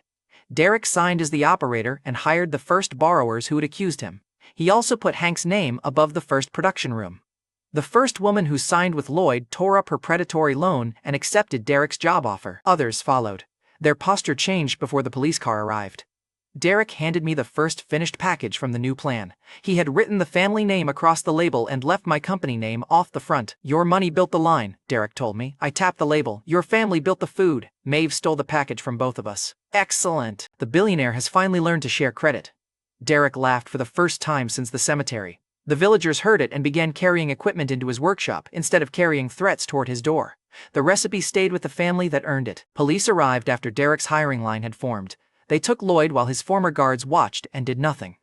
Before Lloyd's car left Pine Hollow, Lauren called from Granite Crown Hotel. Every Kerrigan Group export order had frozen at once. Her voice sounded strained. The bald scammer's wider family had answered the village loss with a corporate chokehold. The morning after Pine Hollow, Lauren collapsed at Granite Crown Hotel under the export blockade. I reached the executive suite as she coughed blood into a white towel. Lauren Tate ran Kerrigan Group. She had held the company together through sabotage, kidnappings, and every emergency my money had attracted. Now, every export order on her screen carried the same red rejection mark. Shipping managers waited outside the suite because Lauren had kept working after the first collapse. Her phone kept vibrating against the carpet. Lauren reached for it. Maeve kicked it farther away. I failed the company, Lauren whispered. I caught her before she slid from the chair. The company can wait. Restoration hand found stress tearing through her chest and stomach. Her body had been running on caffeine, anger, and refusal for too long. I pressed the blocked points along her ribs and steadied her breathing. The bleeding stopped. Her pulse settled under my fingers. Lauren tried to sit before her hands stopped shaking. I pushed her back against the cushions and told the managers outside that every decision waited. One of them started to argue through the door. Maeve opened it, showed him the bloodied towel, and shut it in his face. Serena entered with another rejected shipment notice, saw the towel, and dropped the folder. Serena knelt beside Lauren. You don't get to carry this alone? Lauren caught Serena's wrist. Don't let them touch payroll. Serena covered Lauren's hand. They won't! Lauren's breathing stayed even. Serena remained beside her until the shaking stopped. Lauren showed me the pattern once she could sit. Kerrigan Group's products cleared every private inspection. One export gate rejected them anyway. The blocks began hours after Lloyd lost Pine Hollow. Factories had finished the orders. Trucks sat loaded. Workers were being punished while the only visible change was Lloyd's loss in Pine Hollow. Lauren had taken every rejection personally and worked until her body forced the meeting to end. Serena placed the village loan records beside the rejection notices. Same timing, same inside information. Lloyd's local scheme had a corporate shield. A message arrived before she finished. Maurice Craven, Lloyd's uncle and the senior gatekeeper choking our exports, wanted to meet. His office had spent years deciding which companies reached foreign markets. That afternoon, Maurice summoned me to his office to name his 70% price. He sat behind a carved table with a steaming kettle in one hand. A green jade teapot rested on a stand beside him. Maurice left me standing. He placed one rejection stamp in the center of the table and tapped it with the steaming kettle. Kerrigan Group exports through me, Maurice announced. I take 70%, you keep 30% and remain grateful. I asked what happened to our workers under his arrangement. Maurice shrugged. Replace them, #1 company should know how. I looked at the rejection stamp stacked behind him. You attacked Lauren because your nephew lost a sausage scam. Maurice smiled. My nephew is replaceable, the lesson survives him. I looked at the rejection stamp. Wrong nerve. Maurice poured tea and called the jade piece beside him a cheap copy. He bragged that real collectors trusted his word, so value existed only when men like him approved it. Then he tilted the hot kettle toward my hand and told me to sign before the tea cooled. Artifact resonance answered the moment my fingers neared it. The teapot was genuine old jade, far more valuable than the object Maurice used for pouring. The jade was genuine. Maurice had just called his own treasure worthless. I reached for the jade teapot. Maurice grabbed my wrist and ordered 2 guards forward. I caught his collar, pulled him across the table, and drove the carved wood down with triple strength. The table split. Maurice lost both objects. I caught the jade teapot before it touched the floor. The steaming kettle fell from his other hand and burst beside his shoes. He jumped back from the hot water and stared at the jade in my palm. Careful, I told him. Your cheap copy almost got damaged. Maurice's face tightened. Put that down. I placed 1,000 legacy dollars on the broken table. You called it a copy, I reminded him. I'm buying it at your price. His guards saw the money and stopped moving. One guard glanced at the broken table, then at Maurice's soaked shoes, and quietly opened the exit for me. Maurice watched the teapot cross his doorway. He reached for the cash, then stopped when I looked at his hand. I took the jade teapot and walked out. By the time I reached the elevator, Maurice was filing to revoke my export and relic licenses. An hour later, in Granite Crown Hotel's conference room, I called the president while Maurice's liaison waited for my answer. I put the call on speaker. The liaison set his own phone beside mine with Maurice's office connected. They can revoke the licenses, I told the president. I may close Kerrigan Group and abandon the regional development plan. The liaison smiled at the 2 open calls. The president asked which development plan. I described an urban modernization proposal for a railway town where residents needed jobs, a hospital, and new infrastructure. I kept the final route off the call. The president understood the performance faster than I expected. That would be unfortunate, he answered in a grave voice. Send the proposal. I will review it personally. The liaison snatched up his phone before my call ended. Maurice's voice leaked from the speaker in the hall. Get Lloyd released, Maurice ordered. Send him the railway map and put him in that town before Kerrigan's offer takes hold. Regional contact on Maurice's line asked whether Lloyd would go back after Pine Hollow. Maurice snapped. He needs one public win. He'll go. The liaison hurried away. I dropped the defeated tone. The president approved the modernization proposal and started tracing the license petition. He asked whether I wanted the exports reopened immediately. After the buyers commit, I told him, we let the land buyers finish what Maurice had just started. The final map stayed between us and the government planner. My acting was terrible. Maurice's ego supplied the missing talent. Within hours, Lloyd was out on temporary release with the leaked map. Maurice's regional contacts joined his convoy. The same people freezing our exports were now escorting Lloyd's railway play. 2 days later, I reached the railway town before Lloyd's buyers. I stood in the town hall and offered the residents a factory and permanent jobs. The plan also funded a clinic, a future hospital, and relocation support for unsafe homes. The village mayor listened. Several families did too. A mechanic asked how many jobs the factory would create. A mother asked whether the clinic would treat children before the hospital expansion finished. I answered both. The room had begun leaning toward the offer. Then Lloyd entered carrying a leaked development map. The bald prosperity prophet had found a new hat and the same old scam. He raised the map above his head. A railway is coming through this land. Austin wants your property before the announcement. The room turned toward me. One resident asked whether I knew about the railway. I answered honestly. I know the region has an approved development project. My offer stands on the jobs and services I named. Lloyd laughed. He won't say the route because he plans to take the profit. Residents who had never met me began calling my hospital offer a land grab. A man tore my proposal in half. The mother who had asked about the clinic pulled her question back and accused me of buying fear. Lloyd walked through the room collecting handshakes. He promised every family a fortune once the first train arrived. Maurice's regional official stood behind him and never corrected the claim. The mayor told me the town would sell only at railway value. The trap needed Lloyd confident and committed. Correcting the final route too early would save him, so I let the room reject me. Maeve would have called that emotional self-harm with paperwork. She would have been right. Lloyd moved from rumor to purchase before sunset. The mayor named a total price of $300,000 for every parcel along the supposed corridor. Maurice's regional official whispered to Lloyd. Lloyd signed anyway. The payment screen confirmed the full $300,000 transfer. The mayor placed the deed box in Lloyd's hands. Residents crowded around him as though paper ownership had already turned into railway gold. I asked one question. You're buying all of it at that price? Lloyd slapped the contract. Every parcel. Once the railway opens, you'll beg me for access. The residents cheered. Someone brought drums. Another man produced a brass instrument and attacked music in public. Then the mayor served celebration tea. I left my cup untouched. Lloyd posed beside the $300,000 contract with his own cup in hand. During the celebration, a government planner unrolled the approved modernization map. The instrument stopped first. The plan showed factories, housing, roads, and the hospital I had offered. The railway ran outside every parcel Lloyd had just bought. The mechanic sat down hard. The mother picked up my torn clinic proposal and held it against her chest. The mayor lowered Lloyd's deed box and stopped calling him sir. Lloyd grabbed the regional official by the jacket. You promised me the route.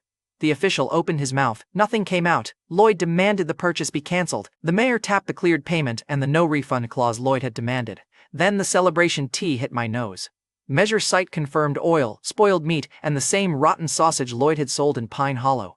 I lifted the cup. You sent Pine Hollow rotten sausage. Your people mixed the leftovers and oil into this batch.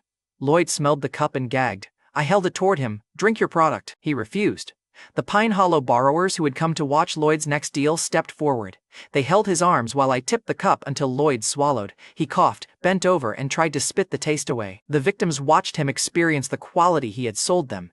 The bald prosperity prophet had finally become his own customer. Maurice arrived while Lloyd was still sick. He brought guards, the license petition, and the confidence of a man who believed public office belonged to his family. Maurice pointed at me. You manipulated a national development route.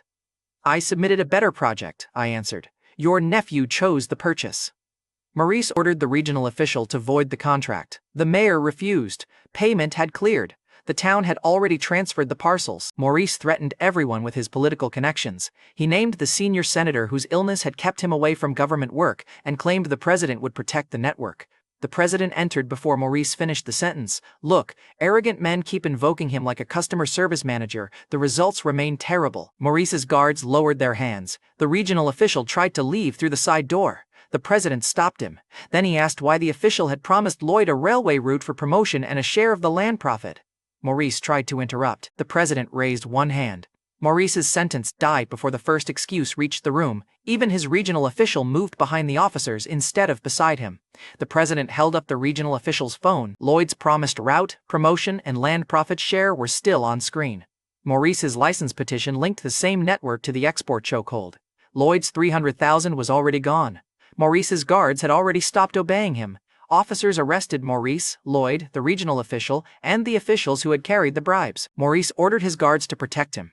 They handed their visitor badges to the officers and stepped away. Maurice watched the jade teapot leave under my arm while the rejection stamp from his office sat inside the evidence bag. Lloyd had lost the recipe, the village, the railway, $300,000, his lunch, and his wig. That man was cooked with industrial consistency. The arrests reopened Kerrigan Group's export approvals before sunset. Lauren called from Granite Crown Hotel with a steady voice and said the first trucks were moving. Derek's plant kept hiring. The railway town accepted the modernization plan. My money had started as wedding savings. Now it could redirect national development. After the arrests, the president brought Senator Vernon Whitby, a senior lawmaker, into the town office. Senator Whitby had spent months ill while Maurice and Lloyd used his absence as cover. The president told me the senator suffered recurring weakness, severe appetite loss, and episodes that left him unable to stand. I watched Senator Whitby cross the room. His right foot dragged, his fingers trembled around the chair, his breathing shortened before he reached it. The symptoms matched a condition restoration hand could treat, but recovery required discipline after the first session. His body had been neglected long enough that one session would only set up another collapse. I told the president the treatment needed a strict diet, daily movement, and a routine. The senator could not negotiate with staff. Senator Whitby heard every condition before he made the request. Senator Whitby lowered himself into the chair. Mr. Kerrigan, Cure me. I'll follow your routine, your diet, and every restriction. I still have work to do for this country. A short-haired woman entered before I answered. She stepped between us and caught her grandfather's shoulder. Senator Whitby introduced her as his granddaughter, Tori Whitby. Tori looked at my age, the jade teapot, and her grandfather already offering obedience to a stranger. Her hand tightened on his shoulder. You're a scammer,